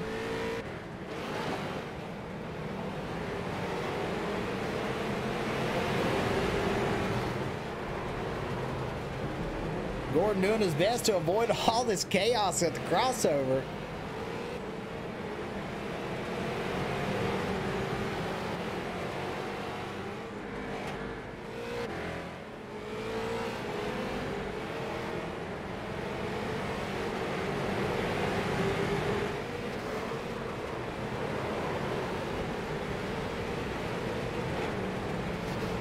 Trying to see who else we might be able to talk to. Cody Mulryan, he's one we haven't talked about a whole lot. He's currently 15th, 34 laps down.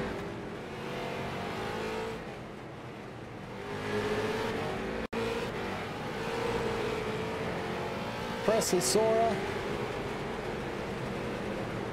involved in a lot of incidents early in this race, is now into the 18th position.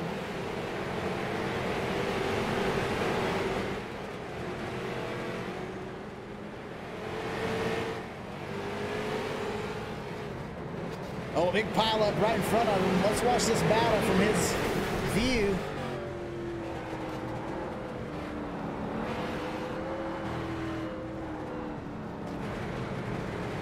The 85 gets sent around. That's second place, Garrett Fox.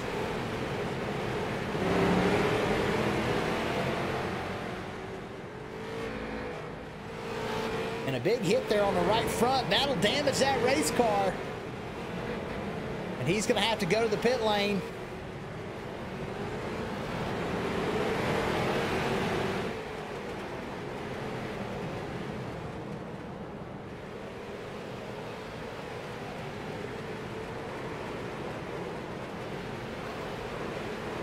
We will take a look here from the tower. There's an hour and 41 minutes remaining.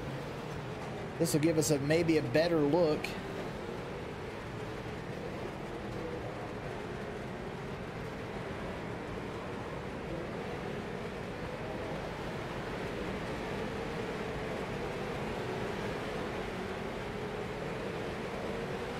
Where some of these drivers are running right now.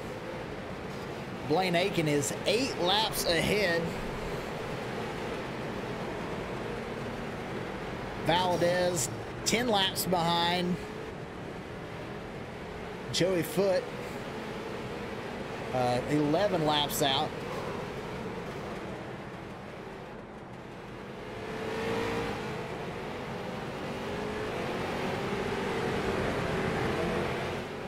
Aaron Gordon is 22 laps behind. Smith 23 laps behind.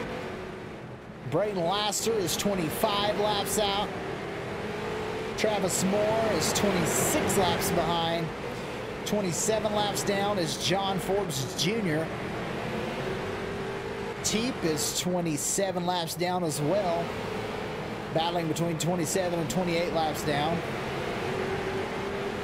You see the leader, Blaine Aiken, come out.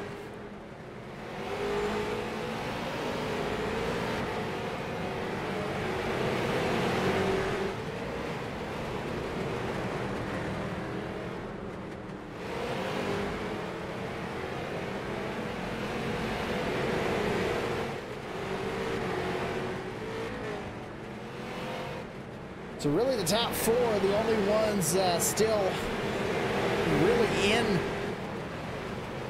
contention here, as Garrett Fox is now 9 laps down. Valdez 10.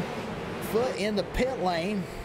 I think he's 12 or 13 laps down. We'll see as he pulls out of the pits.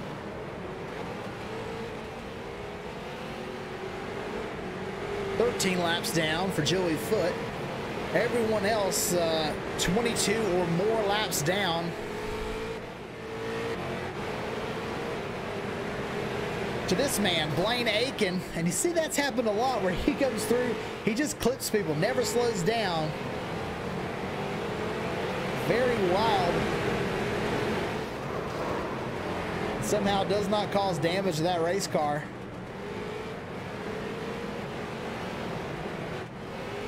RC Rigdon with a big hit there. Let's take a look. Coming through the crossover.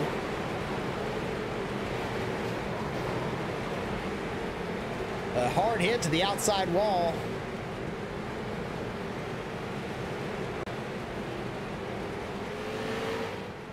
Garrett Fox also back into the pit lane.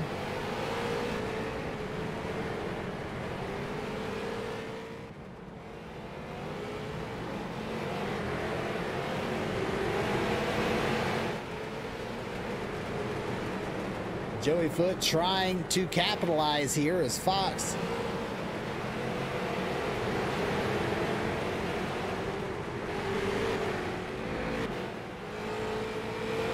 all right, let's try and see what's going on with Morpheus Perry. We tried this a couple times before. Let's take a look. And Morpheus Perry is damaged. I think he's going to be heading to the pits. Maybe we'll, oh, and another incident for Morpheus Perry. So we'll try and get back with Morpheus Perry and see where he's doing. He's up to 13th, so he's got to be doing good when we're not looking. That's the thing, is that he's not bad. He might wreck every time we've got him on the screen, but he's 13th. When we're not looking, this guy's got to be the fastest on the racetrack. Cameron Iverson back up to the 14th position. Now he'll pass Morpheus to get into the 13th. Said he was trying to get into the top 10. Teep is in 12th. He's in the pit lane, so maybe Cameron can catch him up. We'll see. Timothy Perkins is in 18th. Him and this 6 racing hard.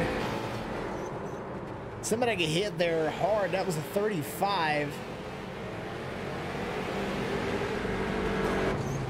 And he's having to go back to the pit lane. Doesn't want to tow. Let's take a look at what happened there. That was a big hit, I'm pretty sure.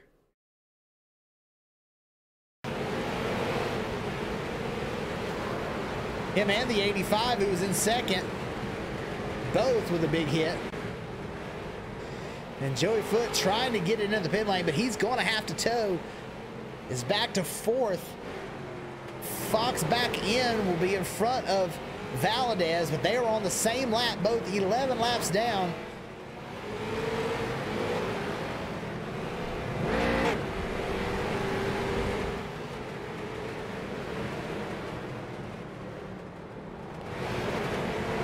And some damage for Blaine Aiken.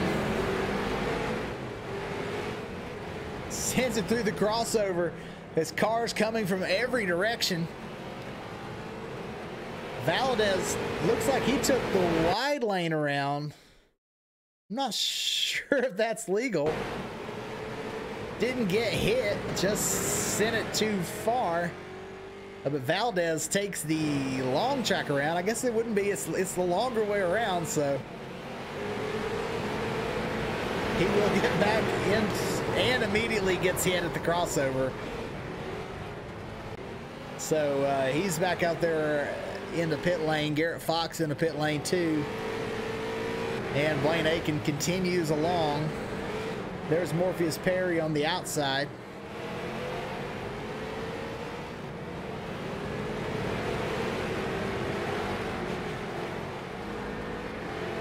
And see, Morpheus is faster than our leader. When we're not looking, this guy's fast. He's 13th. Let's take a look. Morpheus Perry got the cone stuck under him, and the leader goes around.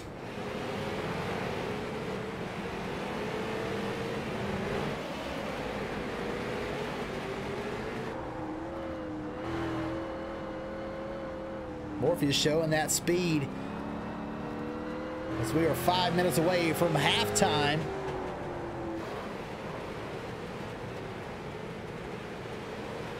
The 21 of Valdez goes around. He's second.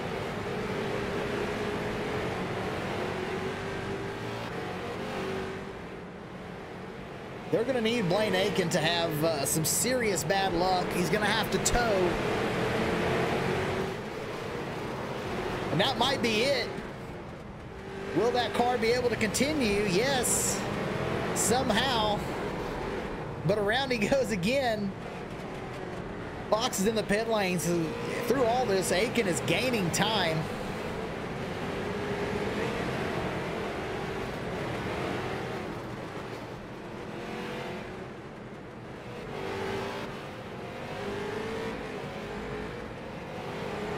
We are 231 laps in as we are 3 minutes away from 90 minutes in.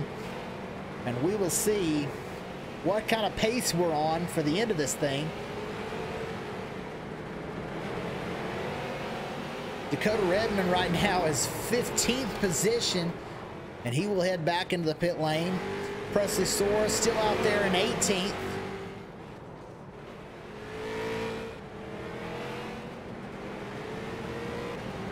Cameron Iverson, we talked to him earlier, wanted to get a top 10.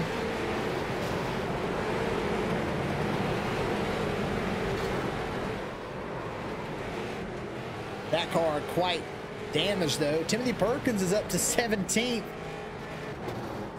after the incidents that he's had. We'll try and get a word with him after the halfway mark.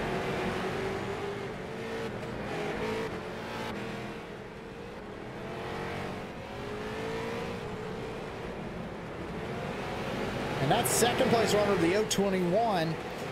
Perkins faster than him, so if Perkins can get a little luck on his side, he's got the speed to maybe gain a lap or two on his own by the end of this thing.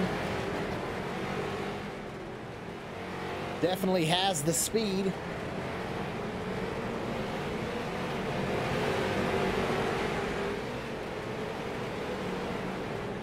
Frank Wade's into the 19th position.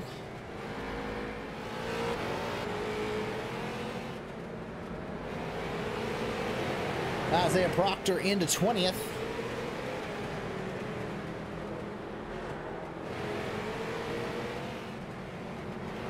Brady Powers is 21st, and RC Rigdon 22nd. Tony Grogan 23rd. Jeremy Vanderhoof is up to 24th. He was further back than that. Daniel Mostello 25th. And Noah Allison 26th. Cody Bullock still out there in 27th. And Danny Cochran is going to be our first driver out of this race. We see just a slew of crashed cars in the middle.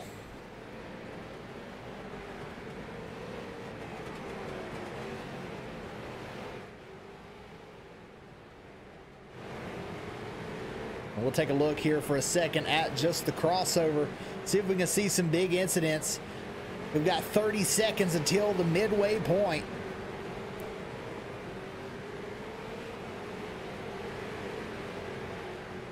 It's wild to me. I think it's crazier, honestly, to see the cars go so close and not crash. Perkins gets spun out again. There goes the 24, Noah Allison. Cars getting hit left and right in this crossover. Now we're at the midway point. Our leader, Blaine Aiken, has run 239 laps. On pace right now for 478 laps.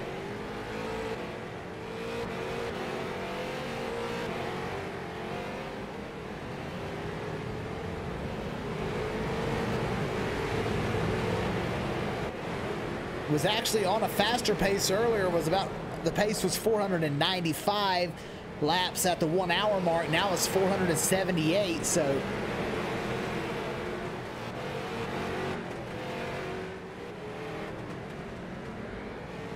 I think that's got to give you some hope if you're some of these guys further back. You just got to keep your nose clean, because Blaine is getting hit as well. So, but Garrett Fox in the pit lane again. Valdez trying to catch up. Joey Foote right now out there in 4th spot. And Aaron Smith back in the pit lane holds the 5th position.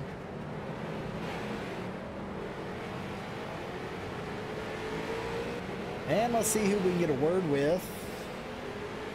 We got Timmy Perkins in here. Let's see if we can get a word with Timmy, as he is currently in the pit lane.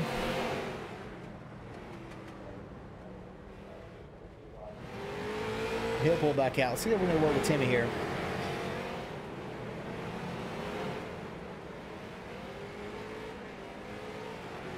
Hey Timmy, this is Dakota in the broadcast booth. You got a copy?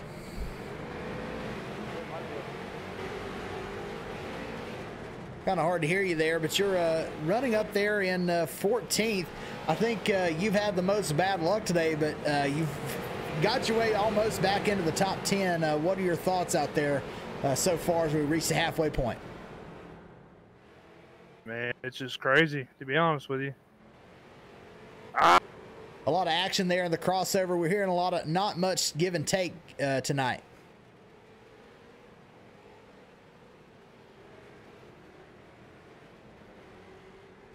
Yeah, there's not a lot, man. Definitely none in the crossover. Well, is there anything that you can control or anything that you can do to benefit yourself tonight and maybe get back into the top 10? Just try to be easy and hopefully a lot more cars get hit, man, to be honest. That's what I'm hoping for. All righty. Well, hopefully we'll be talking to you at the end of this race, and good luck going forward. Appreciate it. And that was Timmy Perkins.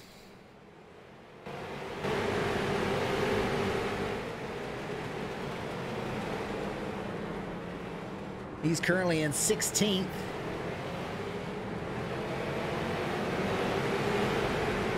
And he's currently battling with a lot of these guys for position. And yeah, last year's runner-up. And he is several laps down back there.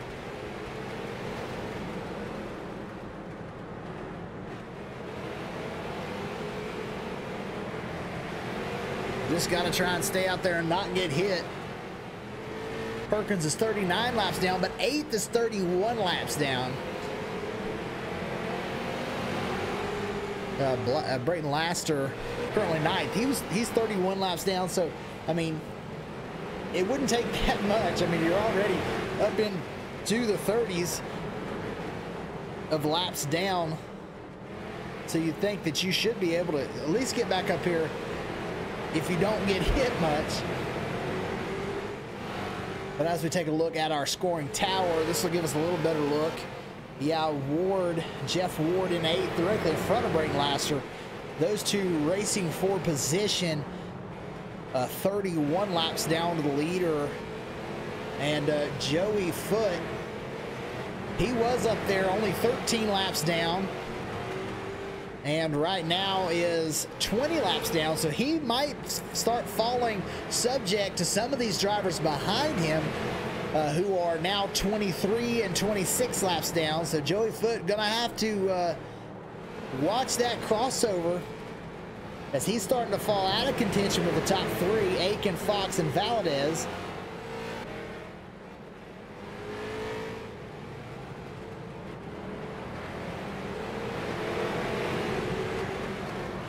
Several cars trying to check up at the same time, and they both end up hitting each other.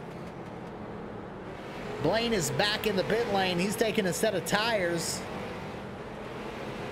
And that's one thing. Blaine is running out there so far, or for so long, that he's having to come in and actually pit for tires and fuel. And nobody else is really having to do that. They're getting hit and coming in with damage all the time and getting fuel and tires when they do that. So Blaine actually right now might be on a tow. He's been in there for quite some time.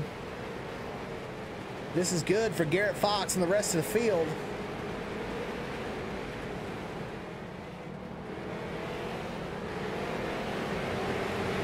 As Garrett comes around and gets another lap back. We got Dave Haskell in the chat asking, is it only Camaro bodies? Yes, iRacing in the street stocks currently have only the Camaros. But if you listen to the Dale Jr. download recently, Dale Earnhardt Jr., who is executive at iRacing has talked about wanting other cars besides just the Camaro.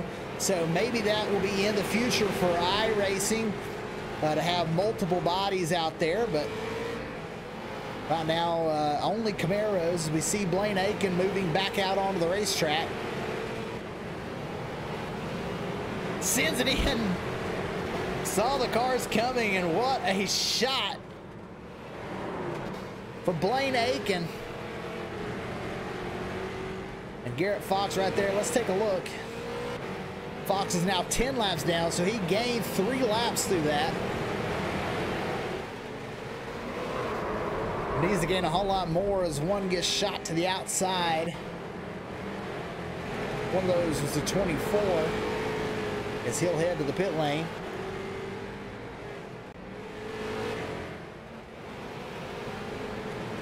A lot of smoke out there on the racetrack. Getting kind of hard to see some of these race cars.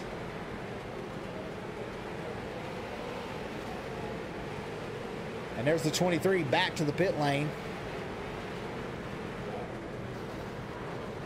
Perkins right now is 16th position.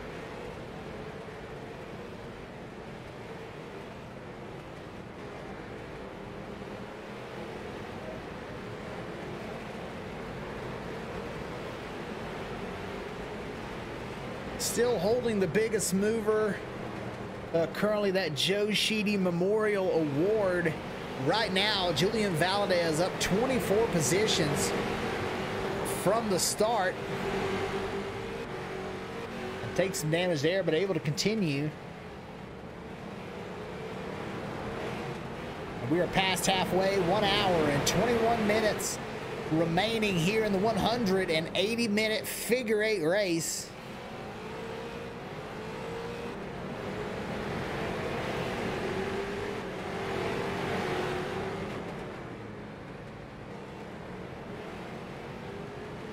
And Joey Foote 19 laps down. He's only 1 lap ahead now of Aaron Smith. A 51 of Bullock with a big hit to the outside wall.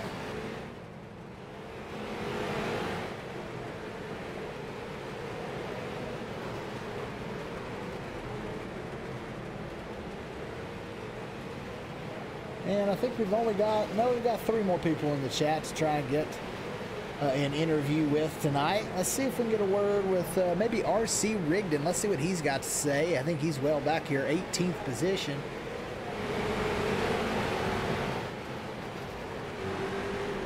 And gets hit again in the crossover.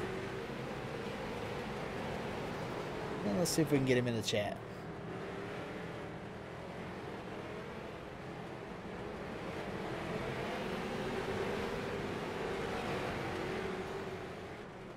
Hey, RC, this is Dakota in the broadcast booth. You got a copy?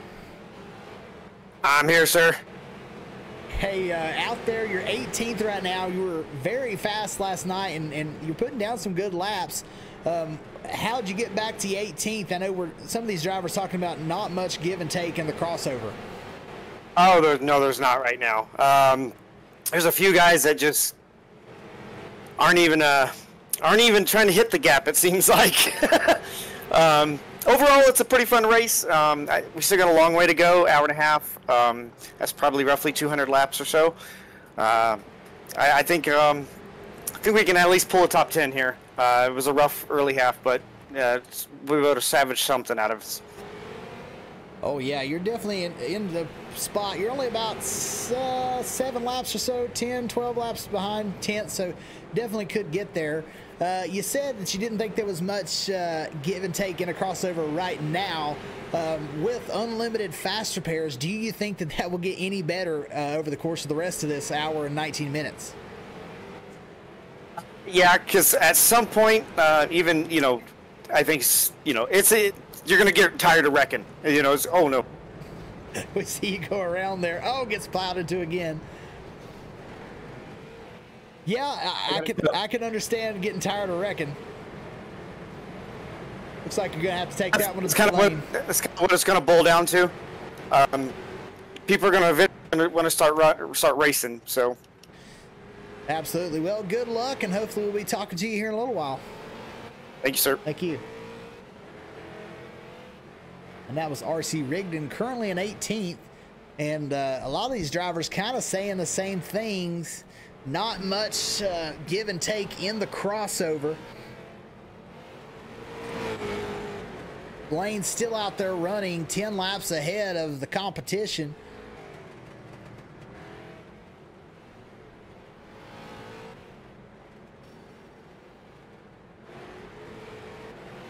Jeff Ward, he started out front and was in the back of this race. He is the guy that I think everybody should be looking at, because at one point was way down the list of runners. But since, I don't know, well, never mind. I was going to say maybe he's found something as to not get hit so much in the crossover, but gets hit right there and knocks him back to 9th. But he has come way back up through this field, and he's only a couple laps behind 5th. So it's possible to see Jeff Ward back into that top 5. He was our outside pole winner, and our pole winner, Aaron Smith. You see, he's got some damage, but he's in 5th, 20 laps down right now. As he heads in, doesn't want to take that tow. Aaron Gordon will come back out onto the racetrack.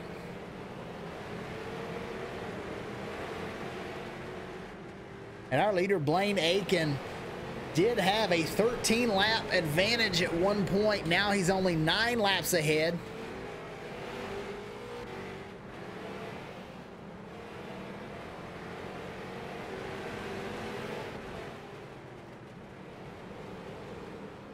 As Fox goes back into the pits, though, that will help Blaine Aiken gain that advantage back. Valadez will now move into 2nd spot.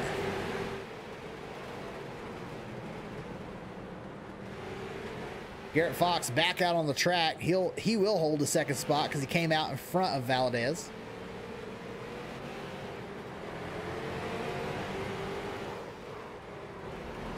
Cars sliding everywhere in that crossover every single lap. Oh, a big hit. And that was our 2nd place runner, Garrett Fox. Take a look here. Oh, another big hit. I haven't really seen a car get shot all the way up into the outside fence.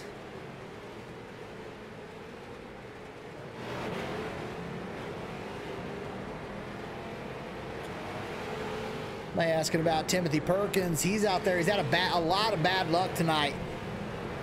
Trying to get back into the top 10. He's 5 laps out of the top 10 right now in the 14th position, but he was down outside of the top 20 for a while.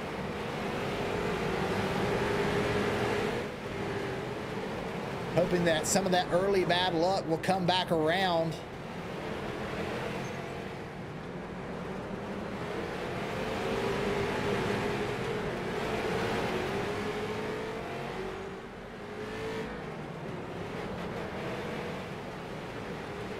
Timothy Perkins heads into the crossover.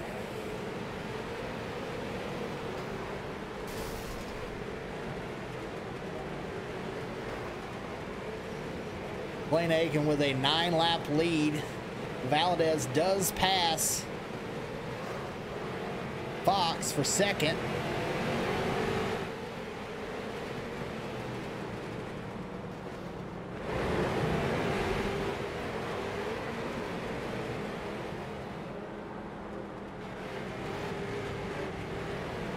Joey Foote still holding on to the 4th position, but he comes back to the pits as a battle ensues. These two battling for position, Aaron Gordon and Aaron Smith. And we'll watch these drivers battle it out for a top 5.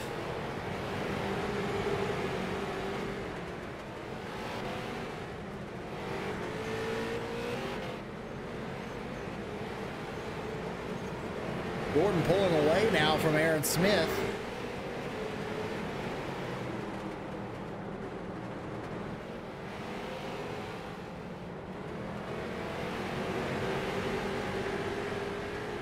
A lot of it comes down to when was the last time you got wrecked and went in and got a set of tires.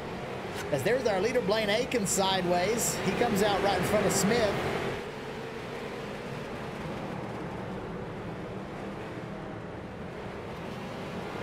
And I gotta say, Blaine Aiken, he's been the best to not get hit left and right, but I don't think he's the fastest car on the racetrack. We've got a couple of cars that are putting down some good laps.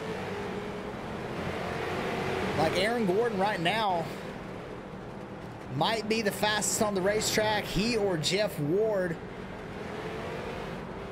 Ward's now up to 7th.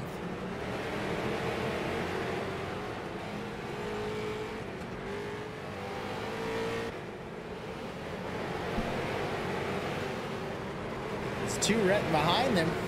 Blaine Aiken's one of them.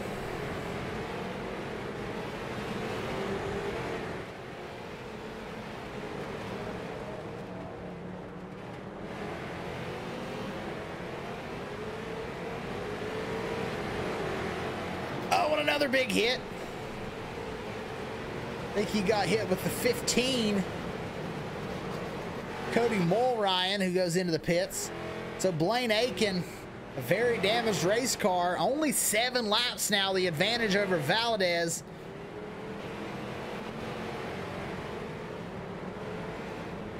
So all that, you know, good luck that happened in the beginning for Aiken starting to come back to haunt him now, as he is getting some bad luck more and more and more every lap. Aiken was 13 laps ahead, but now only ahead by 7 laps over Valadez. Cars wrecking everywhere in front.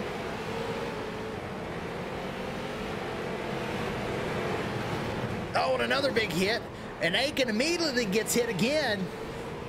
Valadez still in the pit lane. Garrett Fox out there running, trying to pick up as many laps as he can.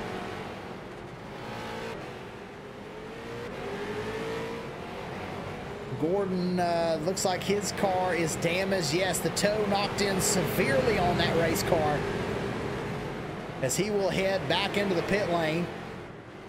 Aaron Smith in the pits. He's in 6th. Jeff Ward, he's the one that I said you need to watch, and he gets spun around, but I don't think that's going to cause too much damage, as he is trying to reel in both Gordon and Smith. They're in the pit lane.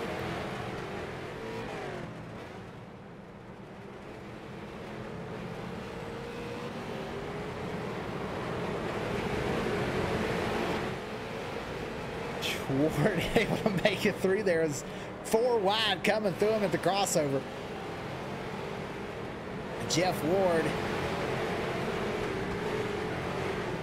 he's only 2 laps now. No, sorry, 3 laps behind Smith for the 6th spot.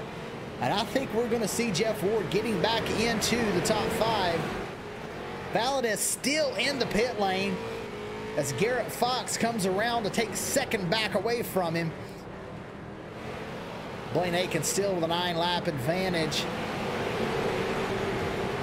Oh, what a big hit there, but doesn't seem to slow down Fox as he gets right through. Oh, never mind. That did affect his race car. Will he have to tow?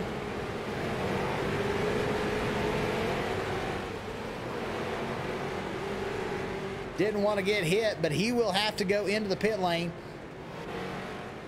Valadez back out, but now 11 laps down.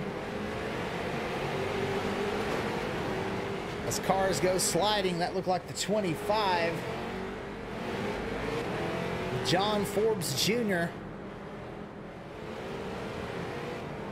Oh, and he just spins out Cameron Iverson, who's in 12th. John Forbes Jr. in 9th.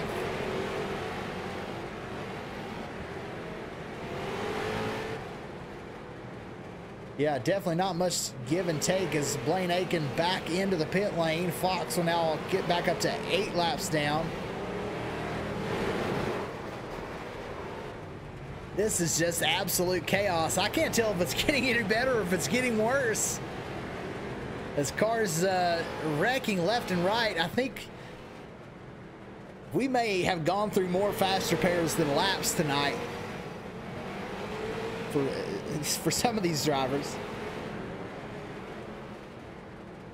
Both Aaron Smith and Aaron Gordon are now both within 20 laps of the lead for the first time in about an hour, with the bad luck from Blaine Aiken, our leader, 5th and 6th, starting to reel them in.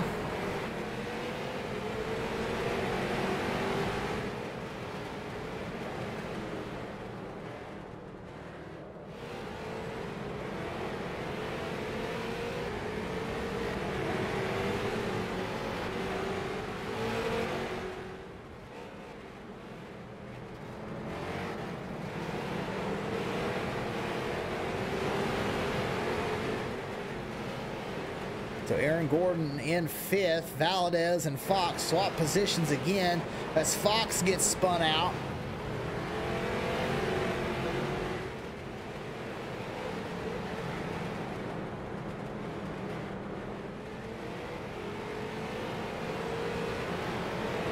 The battle for second is on as Valadez and Fox are both on the same lap.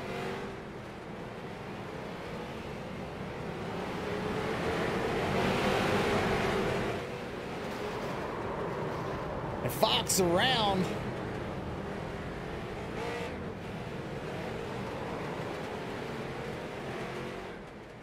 You got to think that there's probably some of these guys that are starting to get pretty mad. We are almost 2 hours in, and a lot of wrecked race cars. A lot of faster pairs being used. Cars spending as much time in the pits as they are on the racetrack.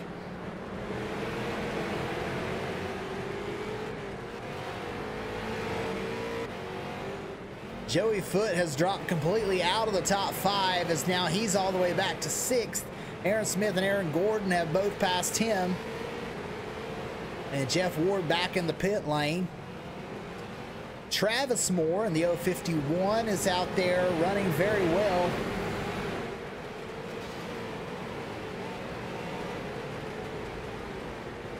I think we've got one more person, 2 more people that we could talk to. Brady Powers is one of those. Let's see what he's got to say about all this.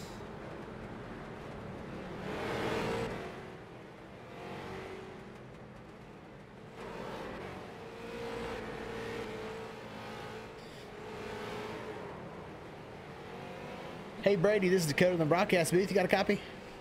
Yes, sir. Hey, you're out there running in 20th, a lot of laps down, but what are your thoughts on tonight's race? Seems like a lot of chaos, especially there in the middle. Oh yeah, there's just a lot of chaos, a lot of stuff. But honestly, if you can practice your times, practice your runs through the crossover, you can get a lot of laps back. Yeah, especially if you can just not get hit. But that seems like it's easier said than done. Oh yeah. You know, in the broadcast booth, we can't hear what people are saying inside the game chat. I was saying a minute ago that if I was in this race, I'd probably be getting kind of mad with as many times as we've been getting wrecked. Is everybody having a good time, or are there people getting mad?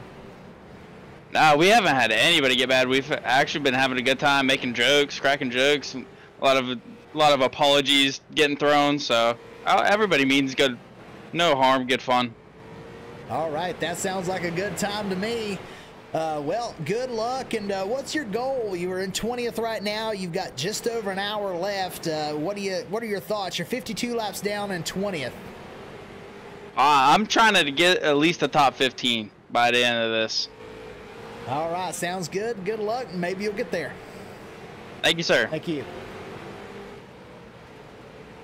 And that was Brady Powers. We got one more person in the chat we'll try and get to before this is over.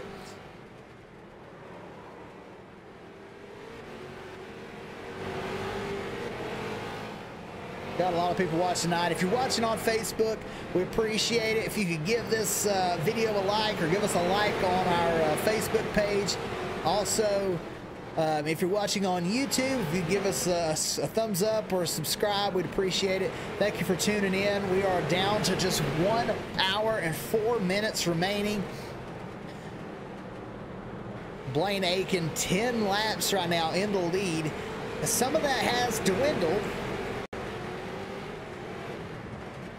Let's take a look at what lap we are on. We are lap 301.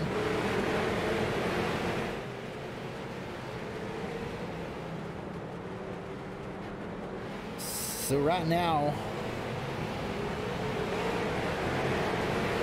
averaging about 152 laps per hour for Blaine Aiken. Brayton Laster is battling with this 25. Oh, and Timothy Perkins goes around. So I thought there would maybe be a little more tempers, but no tempers. Everyone out there having a good time. It's just, you know, I guess what can you expect when you come into something like this? You know you're going to get hit. You know you're going to get wrecked.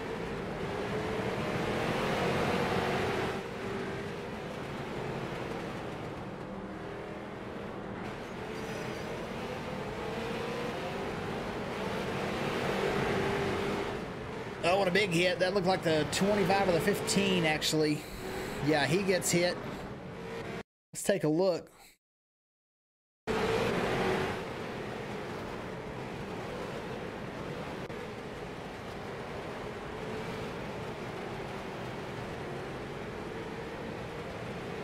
Aiken still first place. He's about to catch Valdez again. Put him another lap down. Jeff Ward up to the 7th position. And Joey Foote is the driver that's in front of him.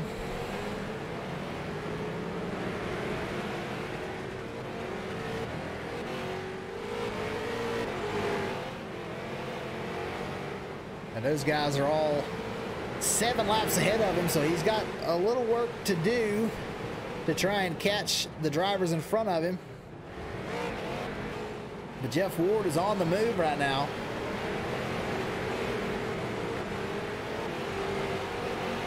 Andrew Teep has found his way back to the top 10, 33 laps down, but currently inside that top 10. Behind him by 1 lap is John Forbes Jr. Dakota Bro was right behind him, but he pulls into the pits. So John Forbes Jr. will take the 11th position. He's trying to get back into the top 10. And Morpheus Perry in 13th spot, having a good run. He's kind of been staying in this 13th position for quite a while, as we are down to 1 hour remaining, 60 minutes left out of 180 minutes here in this figure 8 finale.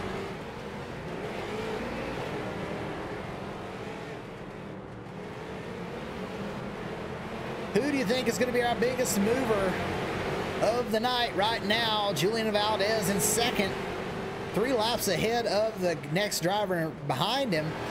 He's gained 25 positions. Aaron Gordon's gained 23. As we take a look, 309 laps, and that is a pace of 154.5.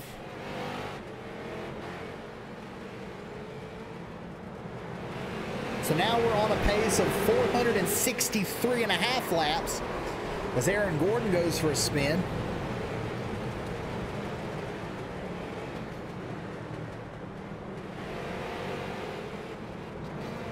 So this pace has slowed over the run here. We were on pace to get 495 laps after the first hour, somewhere around 470 after the midway point. Now we're on pace for 463 laps.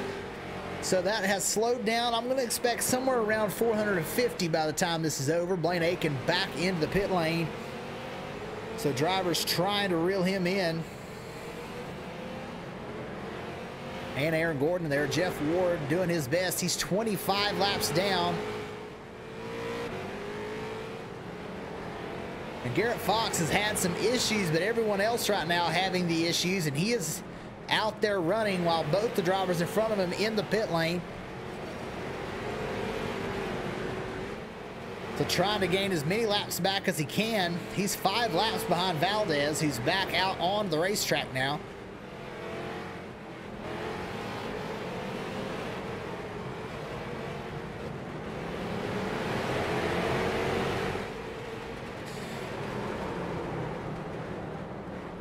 When you see that up there, 58 to go, that is minutes.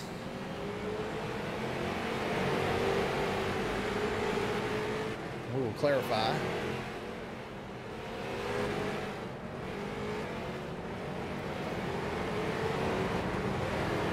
As Valdez goes around,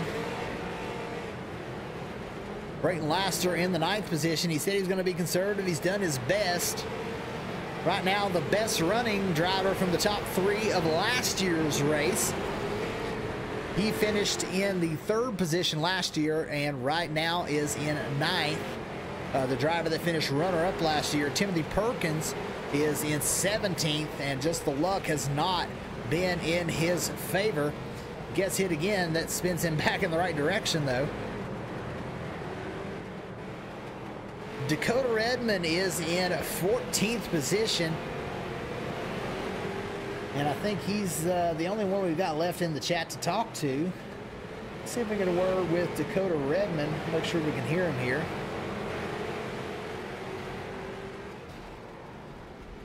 Hey, Dakota, this is Dakota in the broadcast booth. You got a copy? Yeah, I do. Hey, you made your way up to 14th position. What are your thoughts out there as we're inside the final hour of this race? At this rate, I'm just trying to get my laps back. I mean, I started this race doing pretty decent, but after, I'd say we were in the first, after the first hour was over, I was on a VR headset at first, and it decided to die on me. So I am now sitting here playing on the TV with my neck kinked as it can be, and at this rate, I'm just trying to get this over with. Yeah, 56 remaining. You're 14th right now. What do you think you're going to be able to get out of this thing? You think you'll be able to get back into the top 10? As hard as it is to see this crossover for me right now, I'd love to, but it's not as likely as it would be for someone who can look left and right and see where they're going. Absolutely. Well, good luck, and hopefully we'll be seeing you here at the end inside that top 10. Thank you. All right, Dakota Redmond there in 14th position.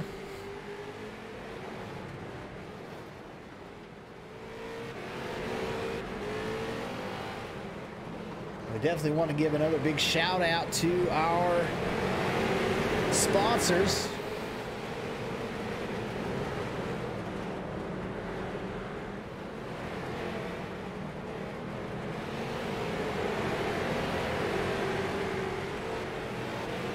Indy Auto Recyclers. Anyone in the Indianapolis metro area that has a piece of a crap car just laying around, hit up Indy Auto Recyclers today to get a cash for your junk car. You can find them online at IndyAutoRecyclers.com. So check them out, especially in the Indianapolis area. And Aaron Gordon, a bit of bad luck, has dropped him back to 6th. Joey Foote, who was having issues earlier, has now run back up to 5th. And Fox, who was there in 2nd place, has now dropped all the way back to 3rd, but he's 13 laps down. He was 8 laps back, so he's lost 5 laps to the leader. And these other drivers are really in all of the top 3. Aaron Smith, our pole sitter, was well over 20 laps down, is now sitting at 16 laps down.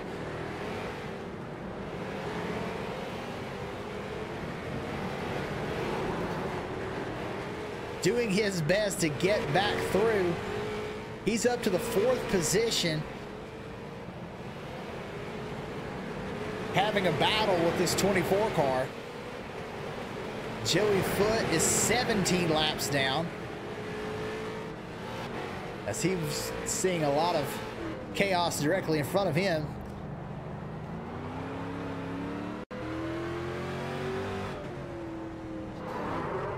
gets hit and pushed up against the outside wall. I think someone got hit and sent into him there.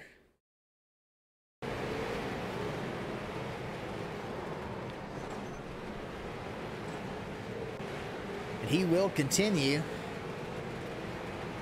And he'll get back by Aaron Smith, who had to pit. Aaron Gordon is still out there. He's currently 23 laps down, but right behind him is Jeff Ward.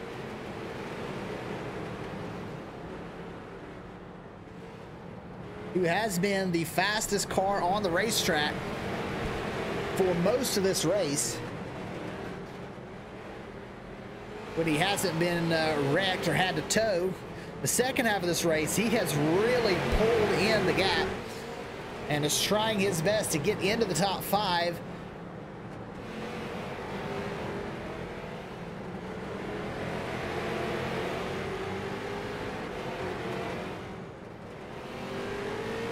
And he's now within 1 lap of Gordon, who pulls back out onto the speedway.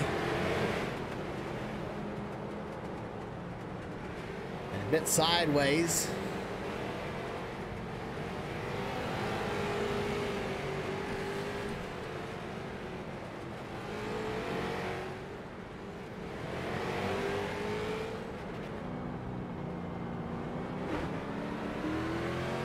Gordon battling with that second place car of Valdez. And he does get passed by Jeff Ward.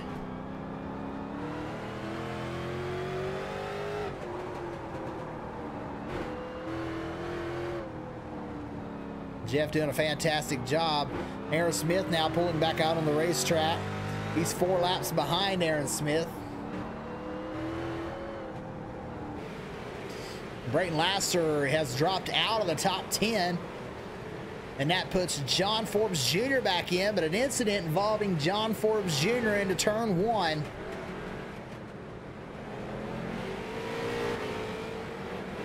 So he will try and get back going.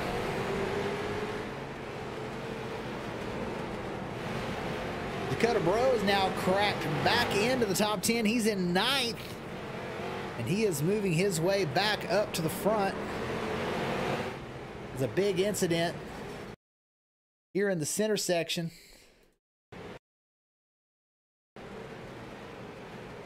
Cars getting hit left and right.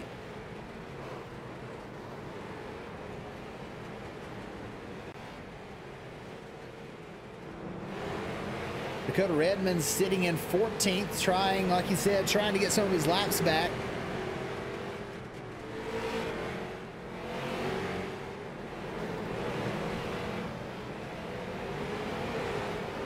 Cameron Iverson in 15th. He was trying to get back to the top 10, but an incident there with Dakota Bro.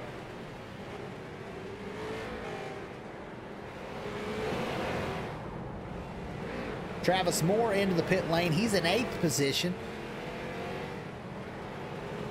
As now Aaron Gordon and Jeff Ward both come into the pit lane.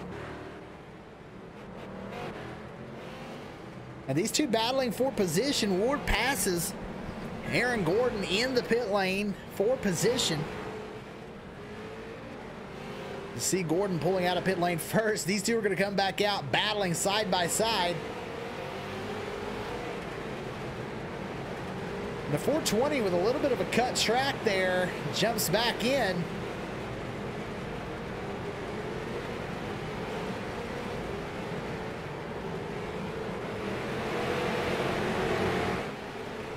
Oh, as Jeff Ward barely makes it through.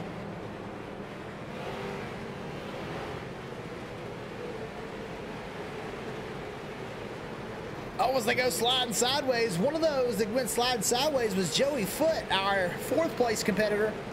And this is now going to be for position. He and Aaron Smith, this yellow car right behind him.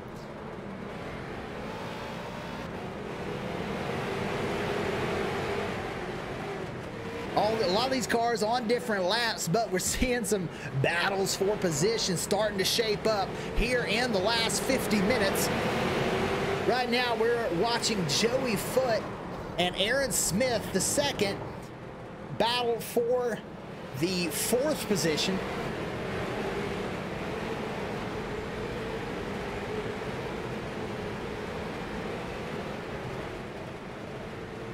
Aaron Smith trying to reel in Joey Foote.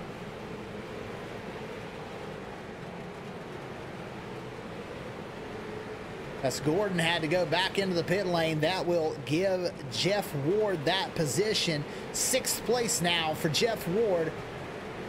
5 laps behind this battle. Joey Foote and Aaron Smith side by side.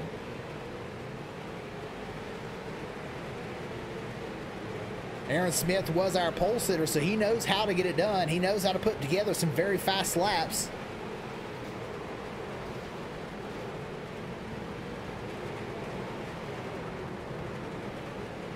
As he does get ahead of the 35 and starts to pull away a little bit.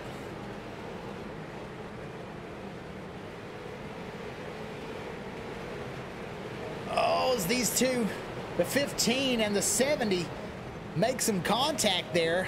The 15 sends another one around. That's Cody Mulryan. He was involved with RC Rigdon. Those two in 16th and 17th positions.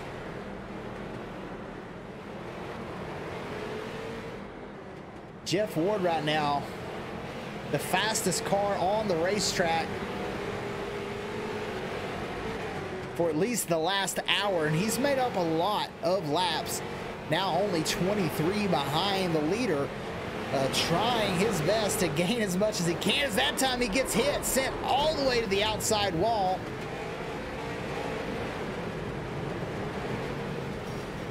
And he'll have to come in and get some damage repaired. Aaron Smith, he gets hit hard, and he'll have to tow, so that's big for Aaron Smith. Let's see this incident involving Aaron Smith.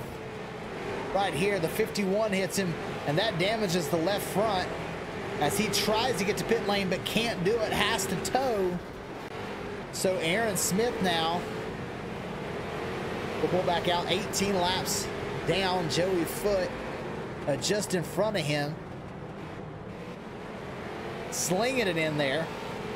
The 98 was very fast yesterday, but with some bad luck has found himself in 20th. Presley Sora trying his best to move up through the ranks. Now in 19th as Brady Powers went to the pit lane. Timothy Perkins, we've seen him backwards probably more than anybody else. But this guy knows how to get it done on the figure eights. Finished 2nd last year.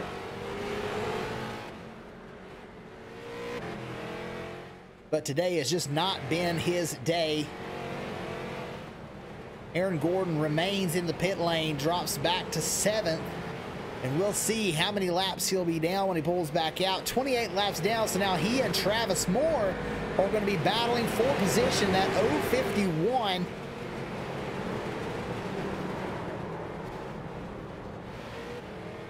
Aaron Gordon right in front. This is the battle for position, for the 7th position.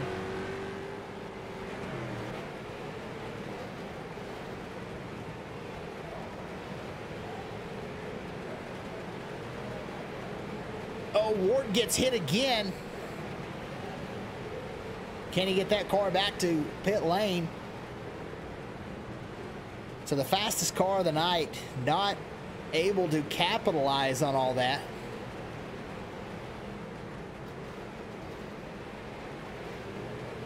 Joey Foote back in the pit lane, so Aaron Smith will hold on to that 4th position. Ward needed to be out on the racetrack as Foote was in that pit lane, but they're going to come out at the same time, and Ward not going to gain any time on Joey Foote through all that.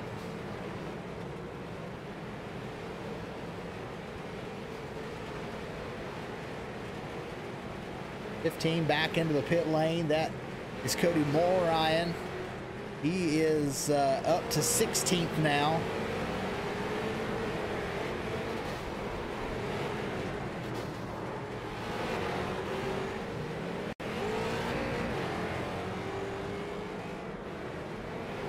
Andrew Teep up to the 13th spot.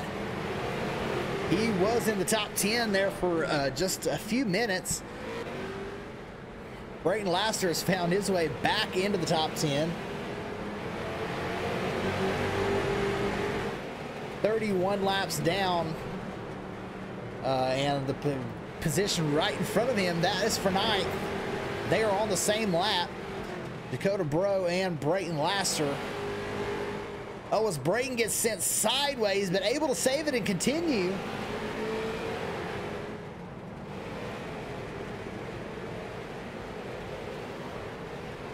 Oh, Brayton with just a great run through that as Chaos through the crossover sends cars in front of him, behind him, left, right, and able to make it through.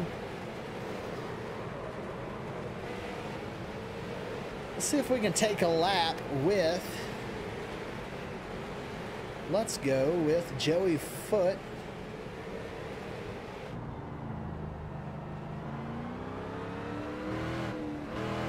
Oh, gets hit.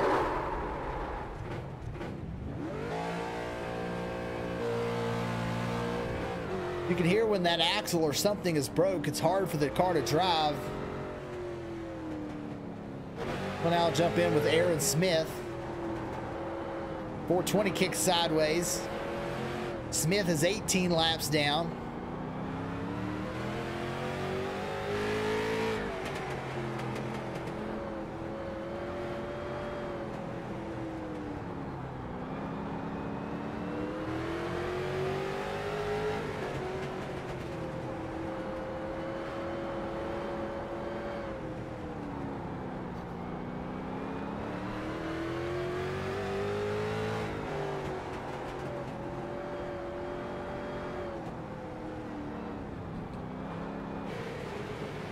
Smith still into the fourth position. He's a lap ahead of Joey Foote.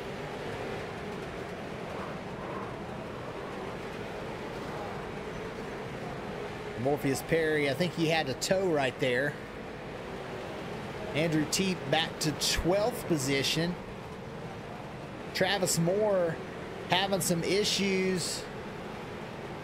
Was in a battle for 7th position, but just keeps getting hit, is now falling all the way back to 10th.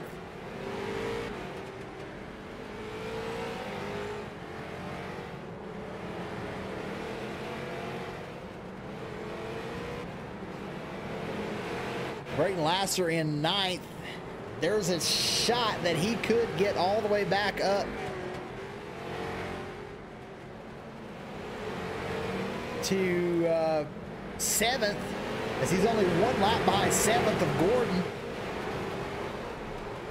Dakota Bro gets hit there. Brayton Laster needs to catch a whole lap on him, so that's looking promising for the 180.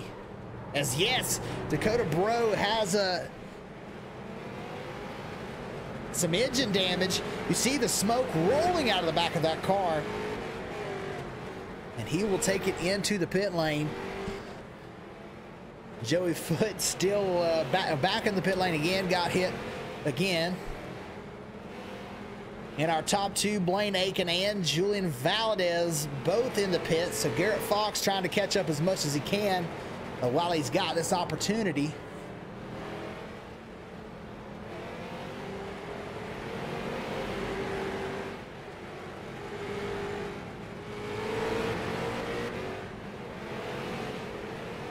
I have some statistics on some of these drivers. Blaine Aiken is a rookie, so he has not done this race before.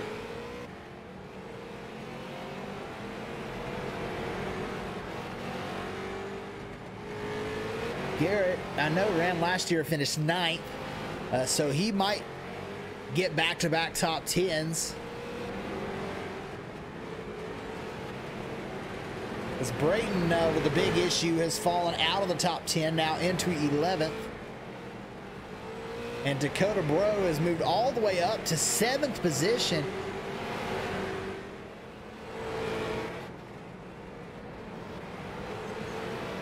But some more issues for that race car. Can't get control of it. And he might be taking it all the way around the racetrack the backwards way. Dakota out here doesn't want to take the tow. That's why he's doing that. Oh, hits the end of the pit wall. He might not have a choice. So when you see drivers trying to do that, it takes like 3 minutes to tow, and now he's going to have to do that. You see that? he's instantly in his pit, but if in the sim, it will take 3 minutes for that car to get towed to pit lane. So he had moved up to 7th, but now already back to 11th. As Travis Moore, who was having some issues earlier, he now moves into the 7th position. And this is where everyone's racing for right now. 7th is 32 laps down, 8th is 33, 9th is 33 laps down, and 10th is 34 laps down. I think 11th right there with them. 11th is 36 laps down, 12th is 36 laps down, 37 laps down is 13th, 38 laps down for 14th. So everybody between 7th and 14th are pretty close together. So an issue getting hit in that center section.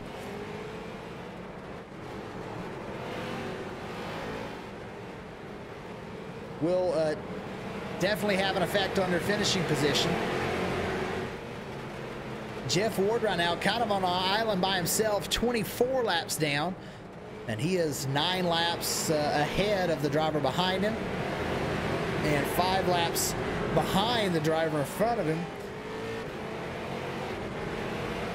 This right here is a battle for position. It's been going on for quite a while. Aaron Smith is in 5th and Joey Foote is in 4th. These two drivers on the same lap, doing their best to not get hit. Now side by side into turn 3.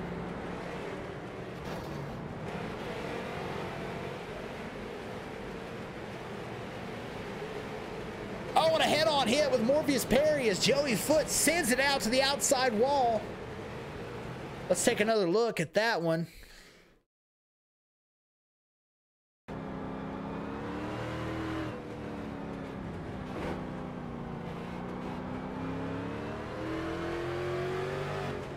And couldn't tell which way Perry was going. You see the hands working left and right.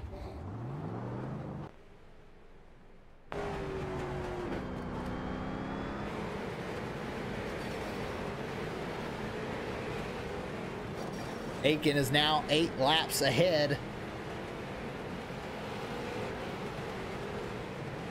Valdez in 2nd. Garrett Fox in 3rd. Smith 19 laps down.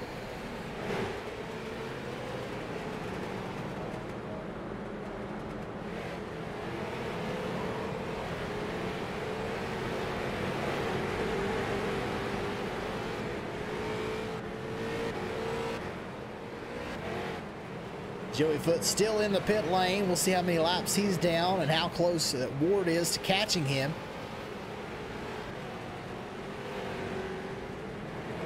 He is 22 laps down, so Jeff Ward 24 laps down, only 2 behind now. That top 5.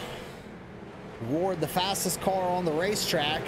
I said about an hour ago that I thought that Jeff Ward was going to drive back into the top 5. That was back when he was around 10th. And is now sitting in 6th position, only 2 laps behind that 5th position.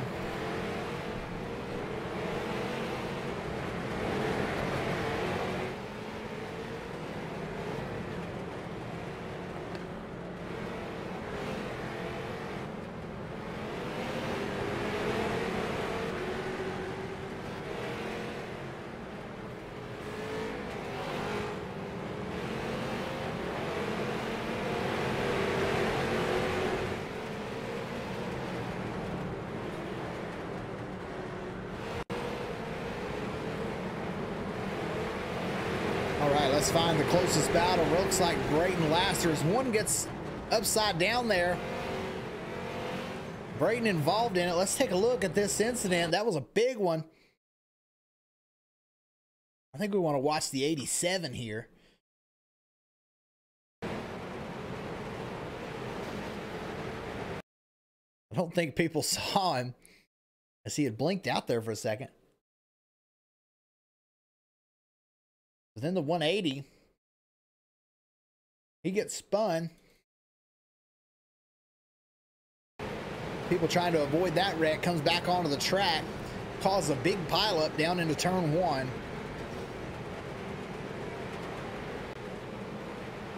But Brayton now running in the 9th position.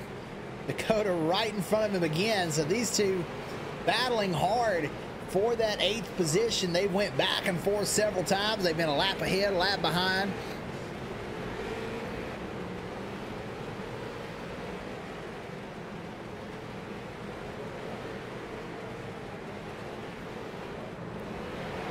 And Dakota here in the 52 is definitely the faster of the two, as the 35 a foot goes around again. Smith had an incident, had to go into the pits. Now he's only 1 lap ahead of Foot and only 3 laps ahead of Ward.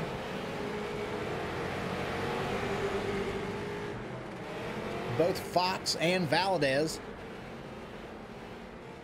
both into the pit lane.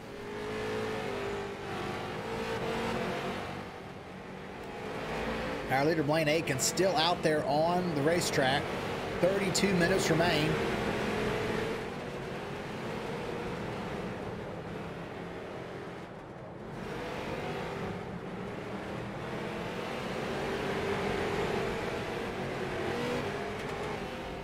Brayton Laster with a big incident has him outside of the pits.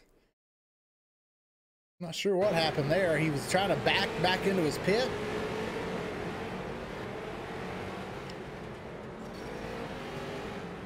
Some of the things that these drivers go through to try and not tow. But that was not one that worked out for Brayton Laster, as he did have to tow, and he'll sit in the pit lane for a little while.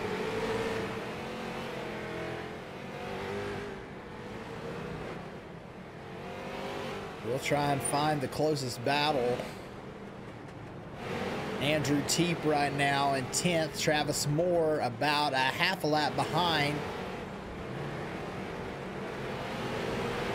This is the battle for that final top 10 position.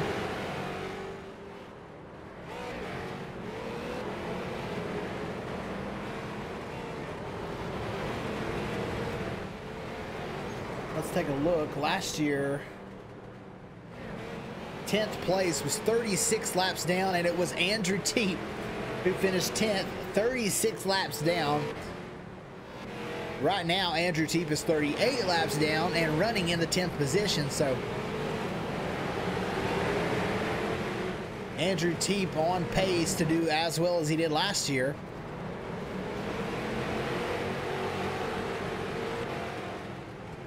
The driver that was 20th last year was 91 laps down. That was Jacob Evanson, who I don't believe is running with us tonight, but 20th tonight. We'll take a look.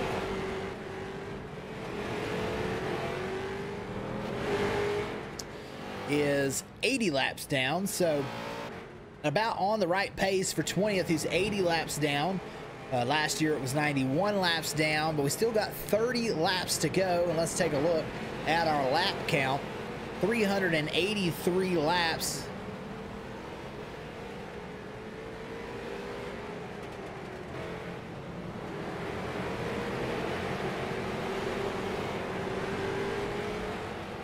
Now we're on pace to get 459 laps.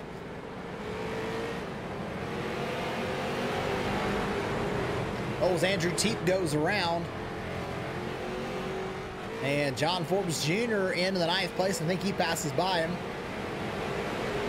Brayton Laster still in 12th. That looked like Joey Foot involved in that incident right there.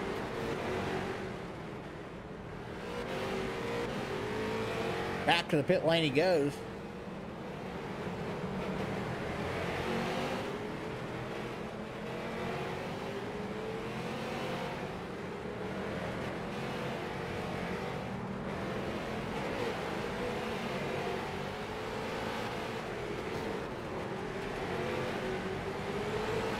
So Joey Foot back out onto the racetrack, and he will be 23 laps down, 1 lap ahead of Jeff Ward.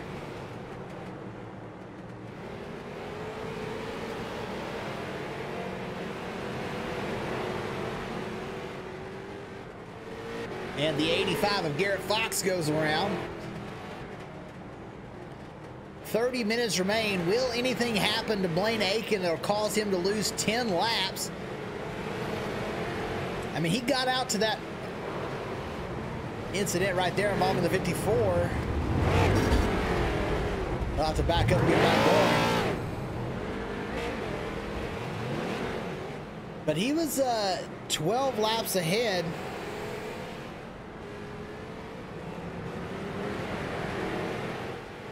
At one point, now only 10 laps ahead, so the pace, everyone has kept pace with him. It was that first half an hour where he jumped out to a 10-lap lead, and it stayed there. So you got to think maybe if things had been different in that first 30 minutes, did Blaine Aiken win this race in that first 30-minute session?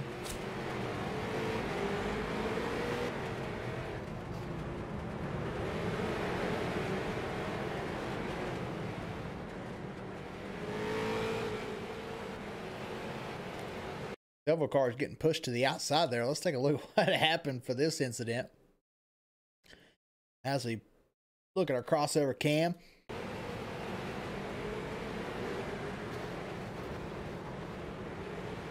About 8 cars involved in that incident. Brayton Laster was one of them. He's the one that shot all the way to the outside wall.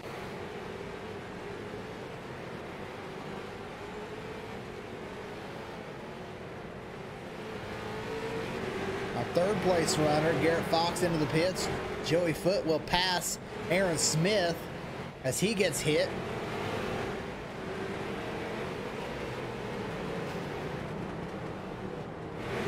Let's take a couple laps around with Jeff Ward through turns 1 and 2 from Fairdale, Kentucky. Oh, he does a fantastic job of not hitting that car coming through. We've had a lot of drivers say it's a lot harder to see out the left side.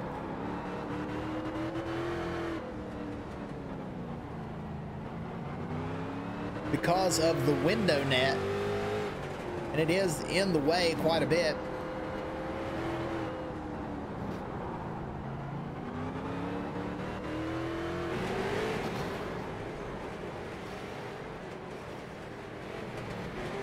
Smith in the pit lane. 1 lap the difference between Smith, Foote, who's now in the pit lane, and Jeff Ward still out there running.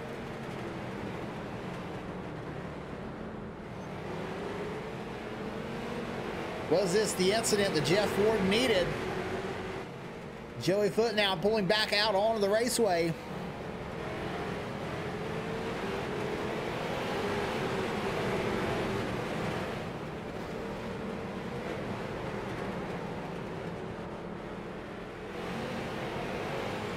Just a lap or so difference, Joey Foote and Aaron Smith. Oh, as the 23 gets sent around, Smith gasses it up, gives it a little too much, and ends up doing donuts in the center of 3 and 4. We'll get back out onto the racetrack. But now he is on the same lap with Joey Foote. Garrett Fox involved in another incident.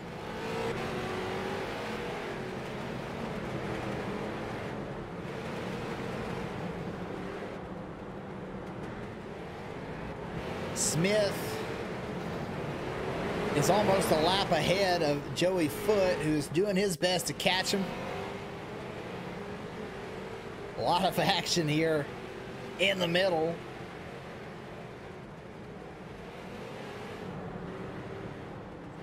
Incident up in the outside, 2 cars caught together.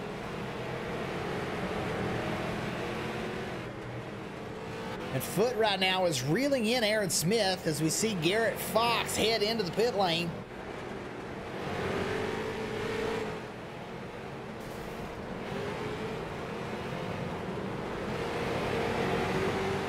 Jeff Ward doing his best. If he can pass Smith, I think that'll put them within 1 lap of each other. That yellow car, the 70 in front of him, is Smith.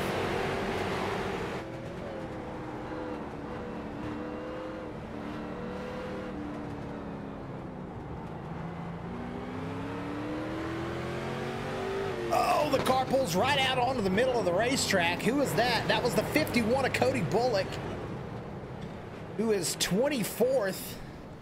And he gets hit so hard, he gets sent all the way out onto the speedway. Can't control that car as another one passes by.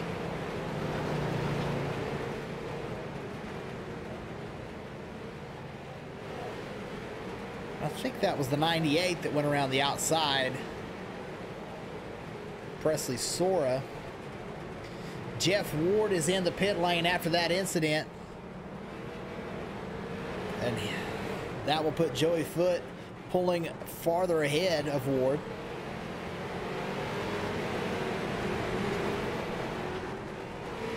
I think that was our leader that was in the middle of the crossover. He's going to have to get out of there. He's in the middle of the danger zone. Gets hit multiple times. There goes the 180 of Laster around.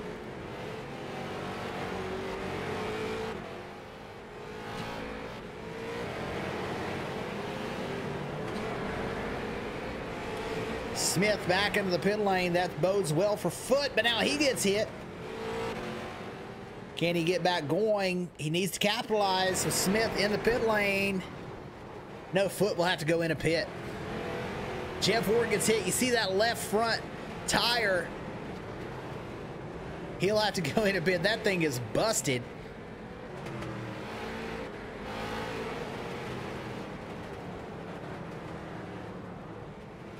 Aaron Gordon, who was up there in the 5th spot, he's trying to capitalize off all these other drivers having misfortunes now.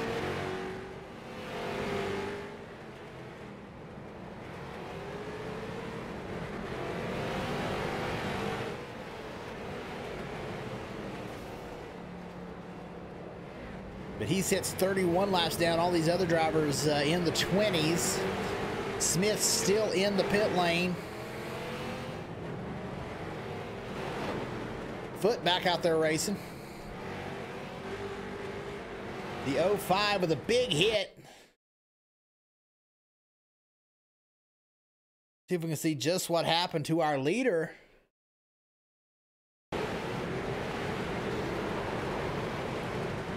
And that sends him all the way out to the outside wall. And now he'll sit in the pit lane. Aaron Smith finally pulls out. We'll see where this puts him lap-wise.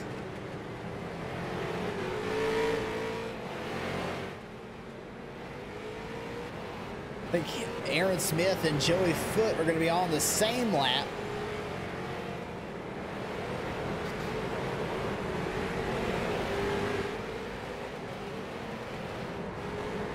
Ward will be 1 lap behind both of them.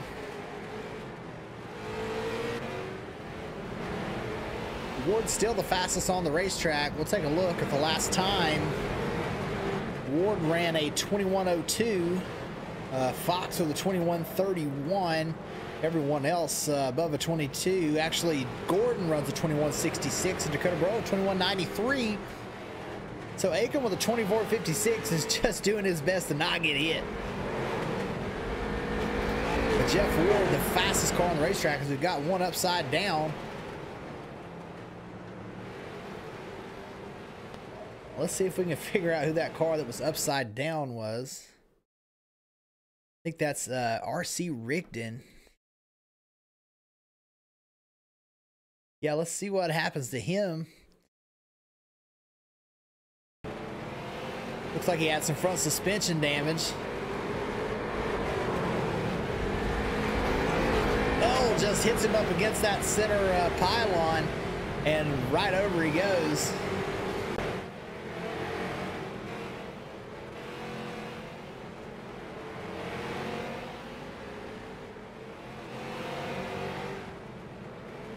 Morpheus Perry is now up to the 12th position.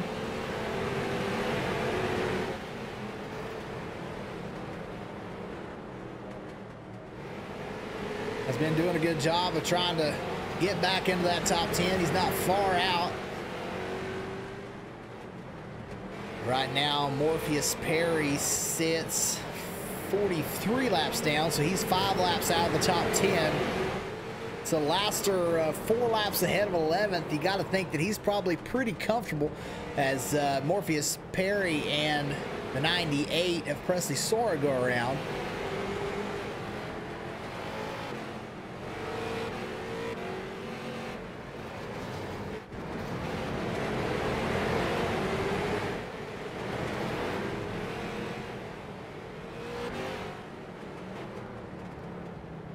Riding along with Braden Laster, see what he sees out in front of his race car. One coming back across the racetrack.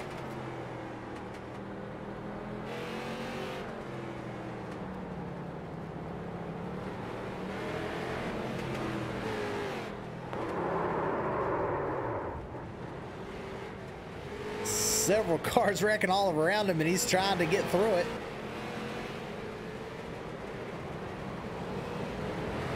Let's go back. Our last running driver right now is Frank Wade, I do believe, 22nd. Actually, Brady Powers still out there in 23rd. Cody Bullock 24th, and Isaiah Proctor, our first driver, out of the race.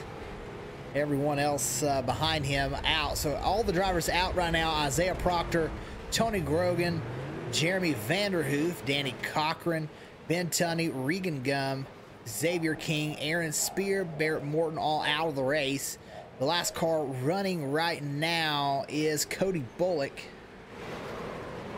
in 24th. Last year, our last car running was 112 laps down, and Bullock is 134 laps down. And it was Frank Wade was the last car running, 112 laps down. Right now, Frank Wade is sitting in 22nd. Try and get an update on his laps down. I believe he's over 100.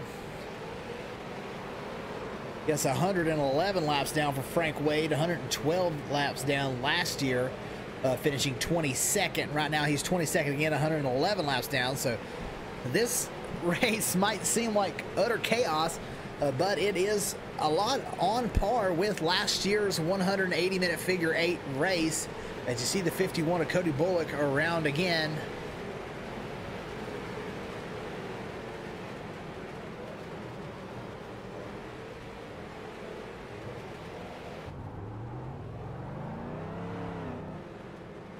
And Cody Bullock, I would like to see how many incident points that Cody Bullock has got.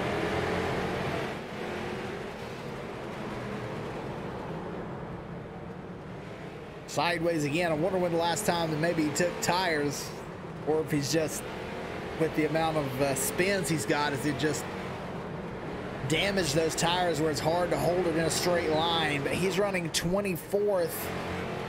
He's drifting every corner. Oh, and he gets hit right there big time by the 051. And that's Travis Moore in 11th. I don't think 51 of Cody Bullock took too kindly to that, as looked like he might have been trying to hit him there. Let's take a look.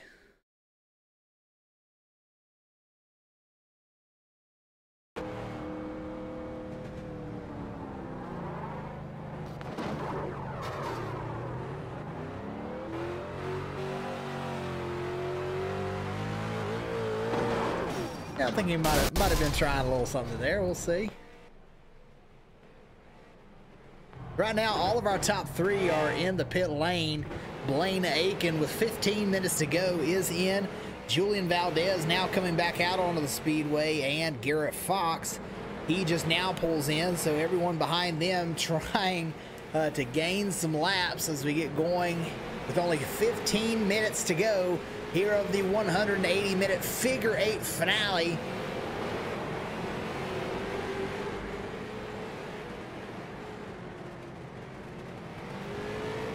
Garrett Fox, car is just going everywhere. It seems like it would be very difficult to even complete a lap for me. Some of these guys, like Blaine Aiken, more power to you, man. This is incredible what you're doing out there. Aaron Smith doing a good job not hitting the cars around him. The 51 of Cody Bullock, kind of a weapon out there right now.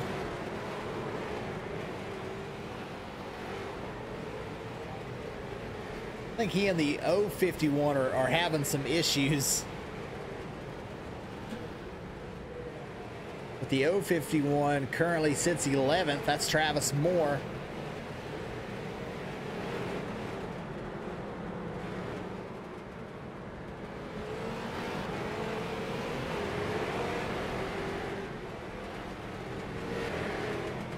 Him and Morpheus Perry are on the same lap, so this is the battle for position. Perry trying to pass Travis Moore for 11th. And I think that was, somebody went around there. It was Aaron Smith, but he gets back going.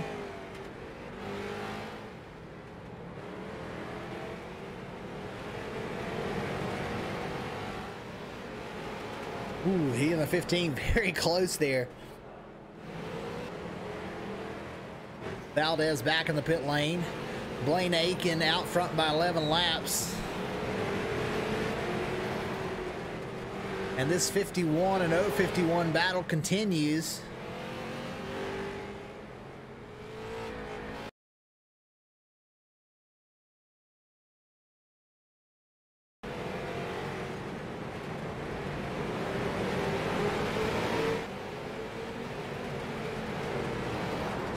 These two seem to be intentionally wrecking each other lap after lap.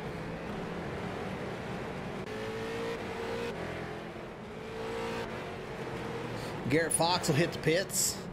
Aaron Smith still out there in fourth. Foot in the pits, and Jeff Ward, he's now 30 laps down, so looked promising for him to get back into the top 5, but I don't think he's going to be able to make it.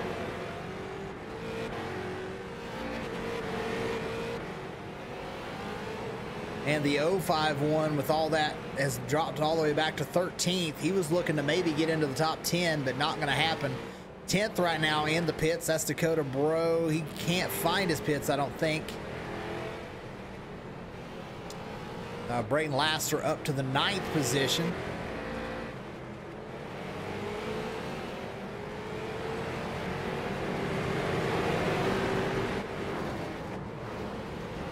A lot of cars get hit in the middle, including Julian Valdez, our second place runner. Fox, though, in third is in the pit, so he's not able to capitalize on the issues for Valdez.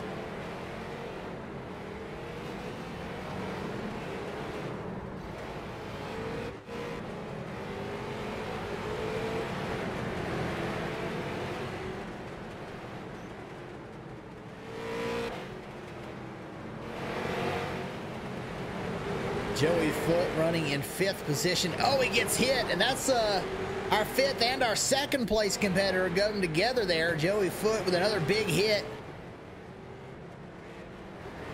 They're able to drive to the pit lane. That's not that big of a hit, because he'll be able to come in, take that fast pair, and get immediately back out on the racetrack. Travis Moore back in to the pits. Let's see where he crashed. He and the 85 get together. I think he just gets hit in the center section. Oh, gets hit by the 87 and sent right into the middle. And back into the pit lane. So now he'll come back out onto the racetrack.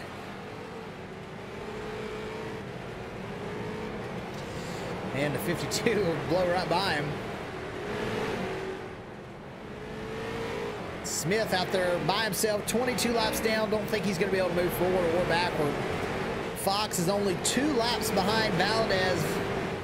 And Julian has had a lot of bad crashes in the last 10 minutes or so. But so has Fox. So Fox has got to figure out a way to capitalize.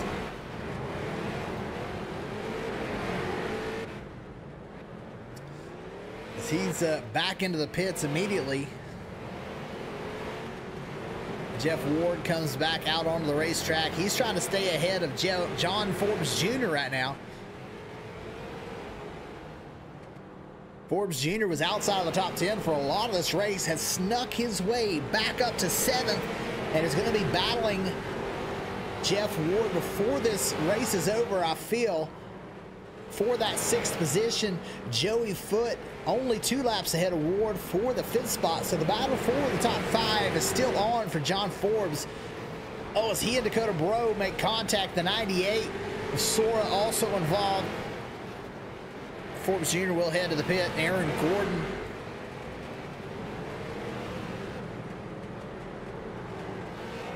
As we are heading into the nighttime.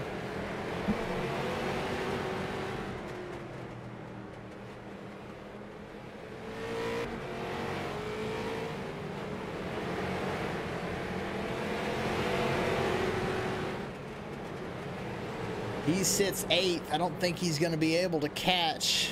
Well, he might be able to catch Forbes. He's only 33 laps down. He's still got a shot at a top 5. Definitely got a shot at 6th place.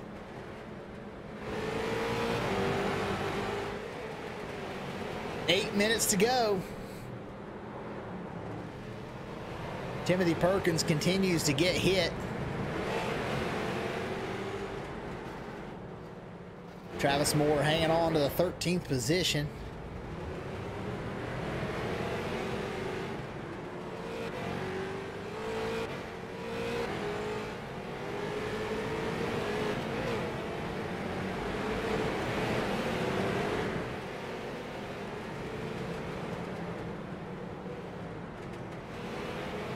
Dakota Redmond in 14th. Cameron Iverson 15th. Oh, and he gets hit in the middle, and that is 2nd place. Julian Valdez, and he is on the same lap with Garrett Fox.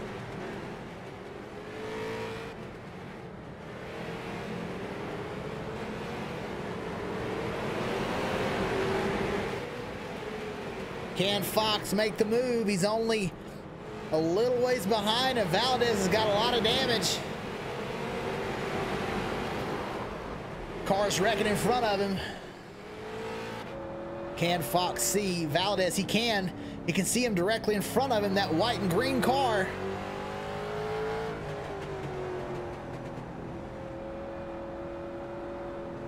This is the battle for 2nd position.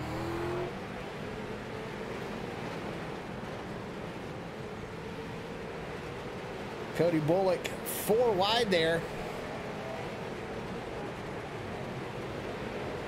Oh, as Garrett goes around and Julian goes around. Both of them get sent around. Garrett's going to be able to benefit from that as he will pass Valdez for 2nd. That's a wild way to get a pass for position, but he will take it. And Valdez holding on right behind him. Both choosing not to pit.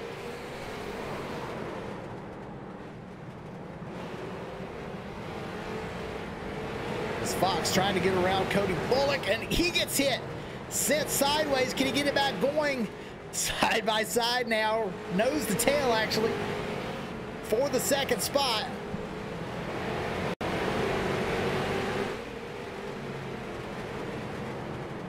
Valdez and Garrett Fox, 5 minutes to go. As our leader, Blaine Aiken, still out there, 13 laps ahead.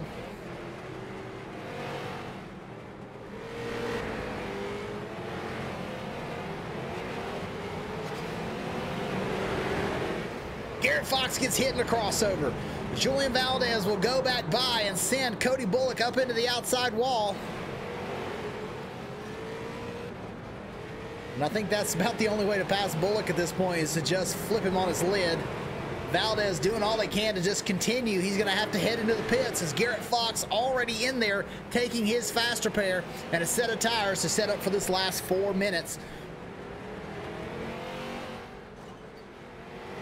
And I don't think Valdez took tires. He's going to gain a lap on Fox.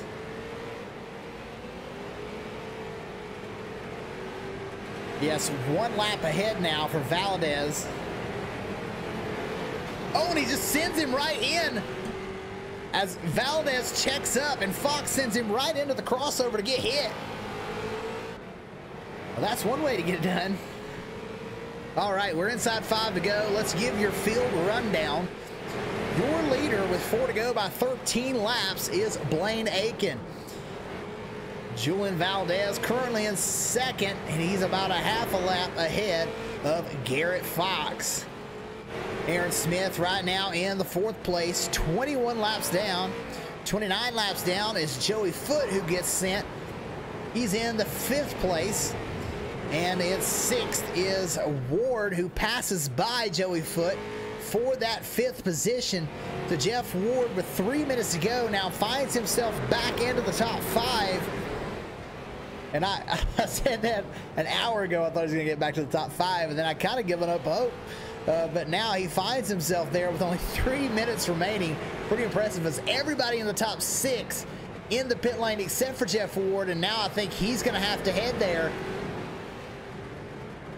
So Joey Foote going to have an opportunity to get back by. John Forbes currently runs in the 7th position. All these drivers, Foote 30 laps down, Forbes 31. Ward will now be 32 laps down after his pit stop. Aaron Gordon is right there with him. He's 32 laps down, so 4 cars within a lap of each other. 5th to 8th. Dakota Burrow runs in the 9th position. Brayton Laster rounds out your top 10. In 11th is Travis Moore in the 51. Morpheus Perry in 12th. Andrew Teep running in the 13th position. Dakota Redmond will run in 14th right now. In 15th and in the pits is Cameron Iverson. 16th running right now is R.C. Rigdon, and he's come a long way to get back up to that 16th position. Cody Moore Ryan in the 15. He's running in 17th, excuse me. Timothy Perkins, last year's runner-up finisher, currently in 18th, as big hits there in the center section. Presley Soar runs 19th. Daniel Mosteller in 20th. 21st is Noah Allison. Frank Wade 22nd. The last car still running is Cody Bullock in 23rd. And we've went through your cars that are out of this race. So we are down to the final minute. And we'll take a look at our lap counter. Lap 453 with 1 minute to go. Last year we run 425 laps. So we ran an extra 30 laps with a minute left to go. And Blaine Aiken he's going to be your winner. No one else is going to be able to catch him. And the battle right now is for that top 5 position. Joey Foote and John Forbes Jr. battling for it. I think Smith might have got sent there. No, that wasn't him. But Joey Foote right now in the 5th spot. And we are waiting for it to call the white flag lap. Should be within the next 4 or 5 seconds, as Blaine Aiken will come around. We'll see if it gives the checkered flag next time by. The time has expired.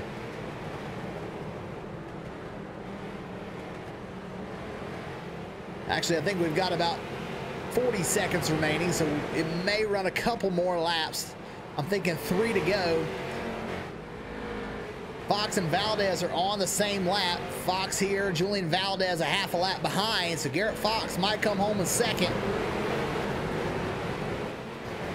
Oh, he and Jeff Ward with a little bit of contact.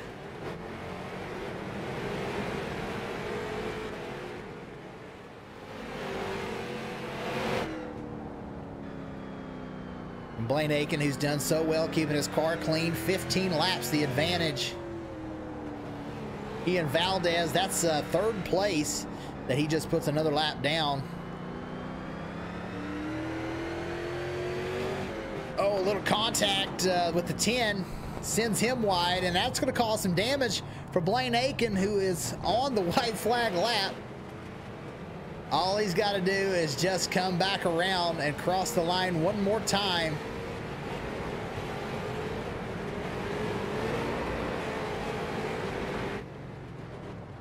He's going to wait to try and pass cleanly, as his car is pretty well destroyed.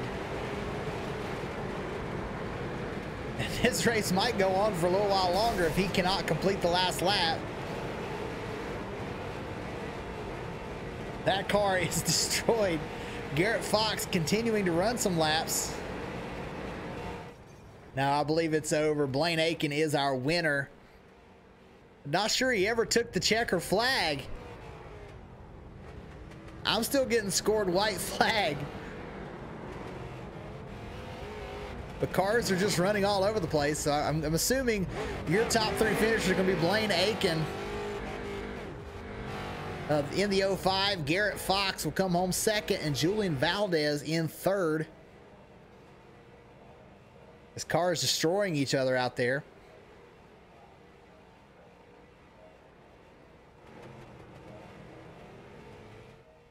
All right, let's see if we can get a word from our top 3 finishers.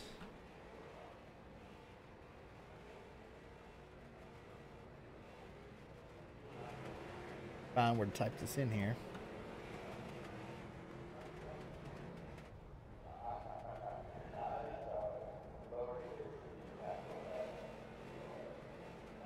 All right, so our biggest mover that I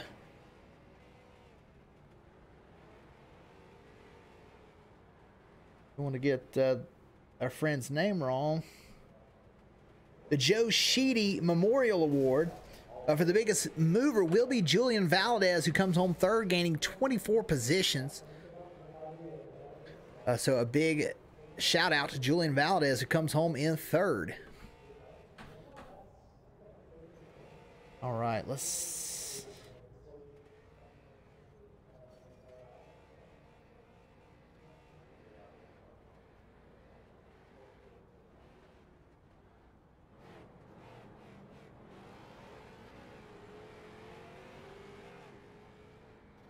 The Julian will come home in third.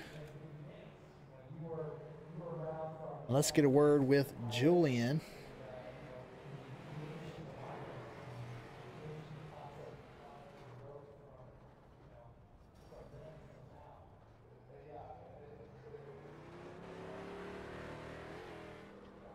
Hey, Julian, this is Dakota in the broadcast booth. You got a copy? I think you got your mic muted. There you go. Got me, Julian?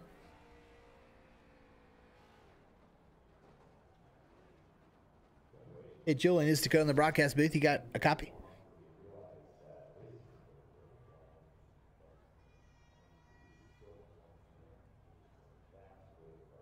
It doesn't seem Julian is able to come through. We'll try and come back to you, Julian. Let's try and move on to our second place runner. I want to get his name up here.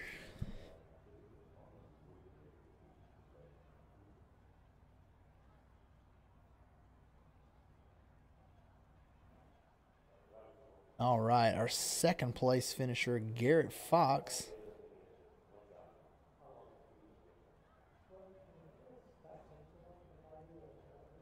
Let's see if we can get a word with Garrett. Hey, Garrett, this is Dakota in the broadcast booth. You got a copy? Yep, got you. Hey, 180 minutes. That was wild, coming all the way down to the end. But you end up passing Julian there with just a few minutes remaining to come home second. What are your thoughts? You came home 9th here in this race last year. You get second this year. What were your thoughts about 180 minutes of this? It was crazy. I really, honestly regret, and I'm sure everybody else does too, the unlimited fast repair thing. That made it way worse than it probably should have been.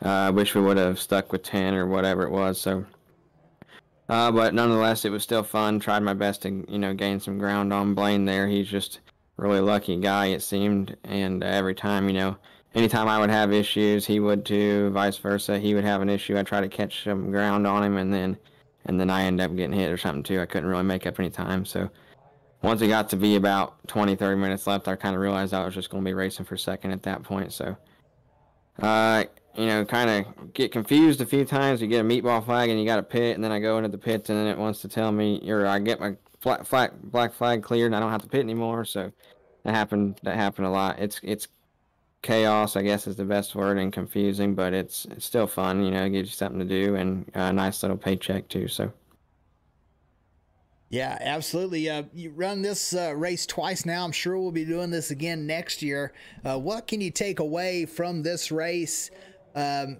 will maybe help you gain that 15 lap difference next year? I guess I need to talk to Blaine and figure out what kind of superstitions he's got going, or how how his luck is, how he's getting that, because I don't know, honestly know what I could have really done different. I mean, obviously everybody was wrecked just about, just as much. You get wrecked a lot and kind of out of your control at some point. So I'm sure he had the same issues and had a lot of strings where he was getting wrecked. And he ran a good race. He was fast, and I felt like I was a little bit quicker, but not enough that it would ever make that that big of a difference. So he jumped out to an early lead and never had a chance to get back to him. Hopefully next year, if we try this again, I'll have a little bit more luck on my side, try to be a little bit more careful, I guess. It's hard, but that's all you can do. Yeah, well, you run a great race. You started up front. You finished up front.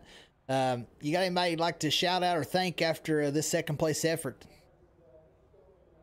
Yep, I want to thank 5-8 Designs Gadget Solutions, my dad, James, Cody, my teammate. So he's trying to figure this figure eight stuff out. It sounded like he might have had some beef or something going. I don't know what's going on with him, but he sat through here, hung out with me, and we had a good time and just trying to race and have some fun on a Saturday night. So appreciate him sticking around, hanging out. My dad hopped in Discord and hung out with us a little bit. So, and then you for putting the broadcast on and always sacrificing your personal time for us to, be able to watch this kind of stuff. And then definitely Brayton for putting the race on. So. Yeah, absolutely. I think it was a major success, and I'm sure we'll be seeing you again next year, and I'm sure we'll probably have you on the channel for other series going through up until then. Yes, sir. I'll see you Tuesday. I should. All righty. You have a good one, Garrett. You too. Thanks, man. Thank you. That was second place finisher Garrett Fox. Let's try and get with our winner, Blaine Aiken.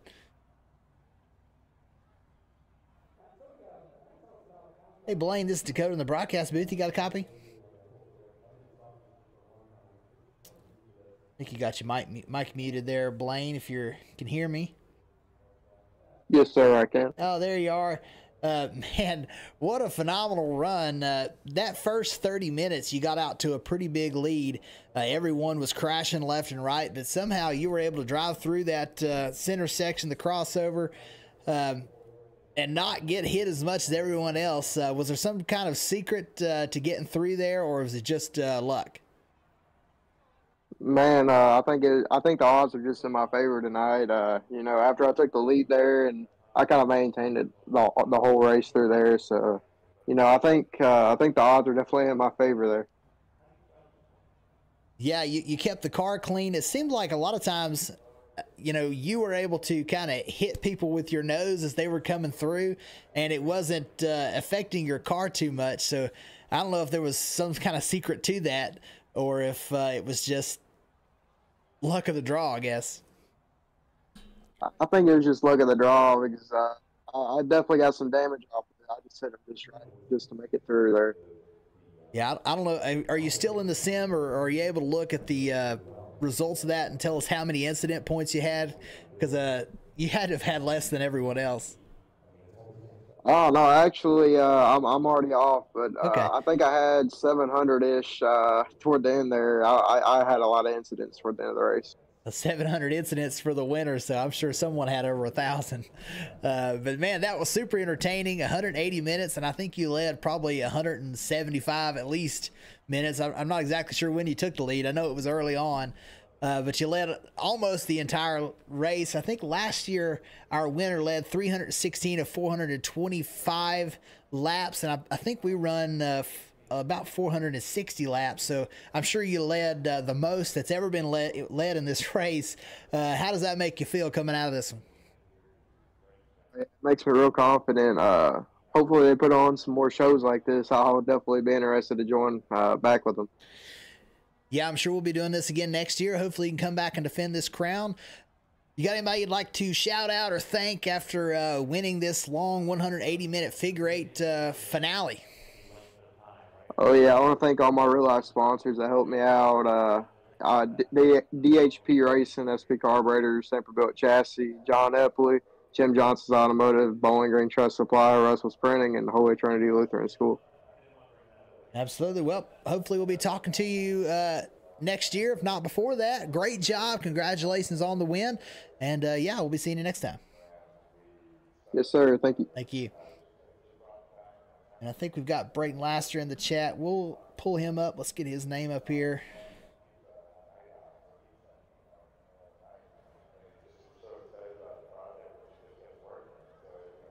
So you know who we're talking to. All right, Brayton Laster. Let's see what he's got to say. Hey, Brayton, this is Go in the broadcast booth. You got a copy? Unfortunately, I do, buddy. Hey, man, you had a great race. You come home in the top 10 after, finishing third here last year, but you come home 10th, back-to-back top 10s. A phenomenal run for you. A great event overall. I think it was a whole lot of action. And what are your thoughts about the event overall? 3 days of racing. I think about 8 hours of content on Throttle Up Racing Network. So what are your thoughts on just how this event went altogether? Maybe your race too. I want to sleep, I'll tell you that right now. That was probably the most physically endurance race I've done. I've done 8 hours at Nürburgring. So yeah, that was or at least on iRacing, that is. So that was pretty rough, not gonna lie. It's something different this year than compared to last year's. We had the new iRacing damage model, so it was a lot more realistic model than last year. I think we saw that with last year to see cars get hit in an intersection and then go flying about 850 feet up in the air. I don't think we really saw that this time around. Cars were actually taking the impact and they were kind of crumbling in and getting suspension damage, and that came a big part of it where you'd have no steering, you'd have to take a tow. And last year was kind of you get hit and they have to worry about rolling over on your lid. So I think that was a big difference compared to last year than this year, and I don't think a lot of people were really able to expect that. We had a lot of Wi-Fi issues. Drivers were just appearing out of nowhere and just driving through people, which we've dealt with that here in the iRacing Extreme Figure 8 Racing Series platform for about 3-4 years now. So it's nothing new, but I think it was honestly a pretty good event. We had 33 drivers. All 33 showed up after some technical difficulties, but we got that figured out. I was a little concerned. My Oculus battery said it was low with about 40 minutes to go. I wasn't sure how low was low, so we were lucky there. We finished. I don't know what percentage it was at, but I knew we were pretty low. My mom did come in halfway through, give me some vitamins and a cup of coffee, so that was nice to take while I was taking tires and fuel. But yeah, it was a pretty successful event, I'd say. I think we had 25, yeah, I could put it, 24 drivers there running at the end. With Isaiah Proctor being the first one out, and he left with about 20 minutes to go, so Brady Powers, the last one running there. So it was a good event. We had a lot of rookies, a lot of newcomers. But I think it was a pretty solid event overall. Yeah, you mentioned that the new iRacing damage model and not seeing cars flying out of the track. I know we had an award that was the Pull It Downey Award. I was trying to watch for someone to really get shot out there, but like you said, I didn't really see that. There was a lot of hard impacts, and people did get, kind of hit up towards the wall. You said you had some awards to hand out. What are these awards, and who's going to get them? Yeah, starting off with the infamous Pull It Downey. I think everyone's favorite award goes to the first driver that flies out of the track and lands out of the track or in the catch fence. I didn't really see nothing or hear nothing. We have 2 possible winners for that. From what I've seen, this is not official. I heard Ben Tunney got hit pretty good and ended up in a catch front somewhere. He had some difficulties where he didn't take a fast repair. He accidentally unselected it, so he had 38 minutes of repairs, and so that ended his race, unfortunately. So somewhere before that, though, he ended up in a catch fence. And then Morpheus Perry got hit into the opening in the wall, which I think is the greatest thing I've ever heard, and he got hit to the pits. So one of those 2 will probably be the winner if I can go back and find them and find that nobody else got hit. Then we got Aaron Smith, the rookie, the newcomer, hasn't ran anything with before figure 8. He's shown a lot of speed this weekend, but he came absolutely out of nowhere in qualifying to set fast time with a 20.015. I was really excited. I was hoping we were going to have an official qualifying session hit the 19-second mark. We had Garrett Fox and Jeff Ford hit it in practice earlier this weekend, and I was really excited. I was really hoping we could do it. and just so close. But congrats, Aaron, there, the newcomer, really new kid on the scene. A lot of new kids on the scene were actually very fast. But the closest field I think we've had, with the exception of Barrett Morton, everybody was in the 22nd range compared to last year. We only had 5 cars in the 22nd range. So I think that right there was pretty staggering. Blaine Aiken, I apologize for butchering that. I was racing for 3 hours, so he's dominating performance. Absolutely dominating. He led 397 laps. He started 6th, I believe. Had one of the quickest times of the race, I believe, too. I believe 4th or 5th quick overall, legitimate lap. So absolute dominating performance. Of course, he's going to get the highest finishing rookie of the race and the leader on lap 180. Both of those awards presented by AutoRepairVinStickers.com. Noah Allison with the Junk Car Blaster Mystery Award. The Mystery Award ended up being the most incident points. And Noah Allison definitely gave everybody a run for their money, and then some, by hitting everything except for the pace car, which I think he probably would have hit if he had the opportunity. With a whopping, this is a number for anyone that's familiar with iRacing. Their jaws are dropping here. This for reference, I believe the most we had last year in 180 minutes was about 600 incident points. Noah Allison took home the cake and then some with a whopping 891 incident points. That's insane. Yeah, we had 3 or 4 guys in 800 range. We at the half-hour point, we were checking on a lot of drivers throughout the whole race, how they were doing incident point-wise. At right about the hour and a half mark, we had a couple drivers hit 400, and we jokingly said, "All right, time to go for 800." I didn't think they'd be able to do it, but unfortunately, they proved me wrong. So, that's a pretty staggering number. As far as least incident points, while still running at the end, ironically, I got that, which I also got that last year.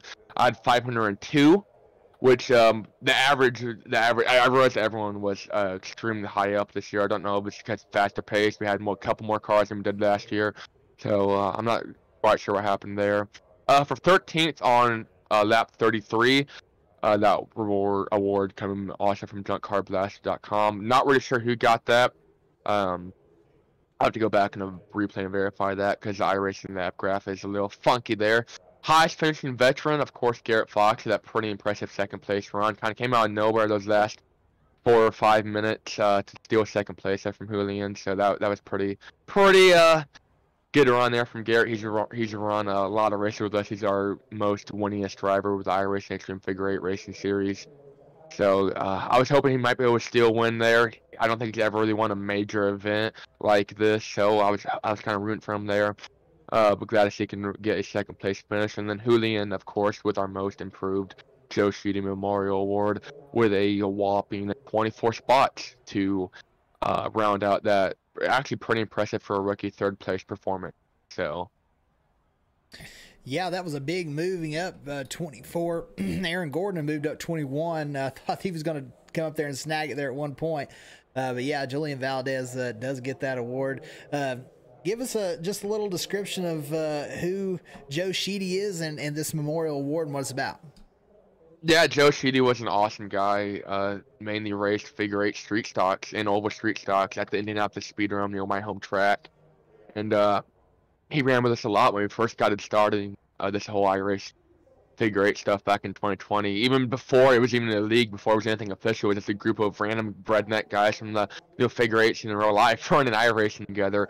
And unfortunately, we lost him earlier this year. And he was always awesome to see around the track and in real life, and on iRacing. He was always a fierce competitor too. He normally wouldn't qualify, and within 5 laps be up front, racing people for the lead. So it was pretty neat where we got permission from his family to go ahead and do that award and honor him here, because he was always very fierce with when he ran with us, real life and in iRacing. So pretty neat there for us to be able to do that award. And we got a rookie, Julian there. Pretty neat. He was able to go and snatch it. So yeah. Anything else you'd like to say after this big event, a whole weekend of racing? And do you expect to do this again next year? I believe last year I said it was fun, never doing it again. But here we are. Ironically, we did it in March last year, so it's been I want to say probably about 20 months, 18 months since the last one, which means we should just do the we should just do this again next week. Why not? You know, I'm sure everybody's on board. But yeah, I gotta give a huge shout out, of course, to our sponsors, Pull Down, Auto Repair, Stickers.com, Junk Car Blaster, and Indy Auto Recyclers too, of course, for all their awards, and ButtKicker, of course, for coming on board. Blaine on getting an awesome ButtKicker Gamer Plus in it. Pretty neat. He's able to get that for his setup there. So he definitely you can feel a vibration, or it gives you an edge up. I feel like on the competition there with the vibration, since that's able to provide to you. I don't know how well it would have worked tonight in this figure 8 race. It would have been pretty rough. But Blaine's a pretty cool dude, pretty cool kid. So I'm glad he was able to win that ButtKicker Game Plus unit on behalf of ButtKicker. Of you for putting the whole broadcast together. You were in a pinch a couple times, where we put in uncomfortable spots with time constraints. So I appreciate you and everything you've done. The fans at home have been awesome. I don't know how many views we had, but I know all week and the numbers have been excellent. Right around where we've been expecting, even better some. I know the Facebook pages have been getting killer hits, killer views, killer likes, killer follows. So that wouldn't be possible, of course, for the fans, everybody, of course, all the drivers. I think we had 65-ish drivers attempt a lap with us over the weekend, somewhere around there, maybe 55 to 65. I don't have an exact number for you, but it was a pretty good turnout. We had plenty of newcomers, new faces, guys I've never even ran with us before, so I'm pretty excited to watch for the future. We'll probably see what we can do as far as getting another one up and running here. It's going to be awkward, though, because I don't want to do one in March, because I just did one in November, but I don't want to kind of wait till November, but we'll see what we can do here. Absolutely. Well, we appreciate you for putting this on. You put a lot of work into this, and hopefully it'll be back for many years to come. If we can, hit we're coming up on our, I want to say, 4th or 5th anniversary of the unofficial iRacing Extreme Figure 8 racing series. We started in 2018, 2019, I believe, kind of as a group of guys. It's kind of horsing around on iRacing, so we might see we're able to put something together special there. If anybody out here is wanting to do some iRacing figure 8 racing, where can they find you to sign up for that season? The iRacing Extreme Figure 8 Racing Series page on Facebook, of course, is the #1 way we post. We have our Discord links posted all throughout there. Just go to the Discord, and that's typically where we'll put an announcement as well as on the Facebook page. We're going to start a league up here probably in the next month and a half or so. A little mini series, see what we can get put together. And so that's the best place is the iRacing Extreme Figure 8 Racing Series there on Facebook. So that's the #1 spot there, or the Discord. Discord link, like I said, is in the Facebook page. Absolutely. Well, we appreciate you. You got anything else that you'd like to add, Braden? It was a race. I'll say that. It was a race. I was 31st after 2 minutes. I'm like, I don't know why I'm even out here, man. And I got up to 5th there for a while. I'm like, I got a shot at this, and I suffered the same fate as everybody. It's unfortunate luck, lack of steering by a lot of people. The racing, though, I feel like was a lot better than what it was last year. It wasn't perfect. Don't get me wrong, it wasn't perfect. But you're never going to get perfect figure 8 racing here on iRacing. So I appreciate, once again, all the drivers, all the crews, all the spotters, and we had a lot of spotters coming together for this event to make it as successful as it was. So just thank you to everybody that has put this or helped put this event together and made it one big successful thing. I had a dream 4 years ago, I was going to have a 180-minute figure 8 race on iRacing. I had a dream. I never thought when we did it last year it'd be as big as it was, and then I didn't know how we could top it, and I'm proud to say I think we definitely topped it with this one, so I'm excited to see what's for the future. Yeah, I think you definitely did top it. You said you had a dream to do it. Now you've done it twice, and now you can't stop. You're going to have to do it about 10 and 15 more times. Yes, sir. That's the plan. All righty. You have a good one, Brayton. We appreciate you, and we'll be talking to you very soon. Thank you. Thank you. You too. And that was Brayton Laster. Put on this whole event. Appreciate him for all of his effort. I mean, he makes this thing easy for me. He puts in so much work for this event. So if you can, go like the page, the iRacing Extreme Figure 8 page on iRacing. Give a big shout out to Brayton. I think Brayton, if you look him up on Facebook, I think he has his own racing page. He does some truck racing and some ARCA racing in real life. So, you know, Brayton Laster Racing or Brayton Laster Motorsports, I think it might be the page. Go there and give that a like as well if you enjoyed this. Appreciate everybody for tuning in. And, yeah, we will catch you very soon. We'll be back here Tuesday night. And then that'll be our last race with that league. And we've got some other things in the works. So appreciate y'all for tuning in. And we will catch you all very, very soon.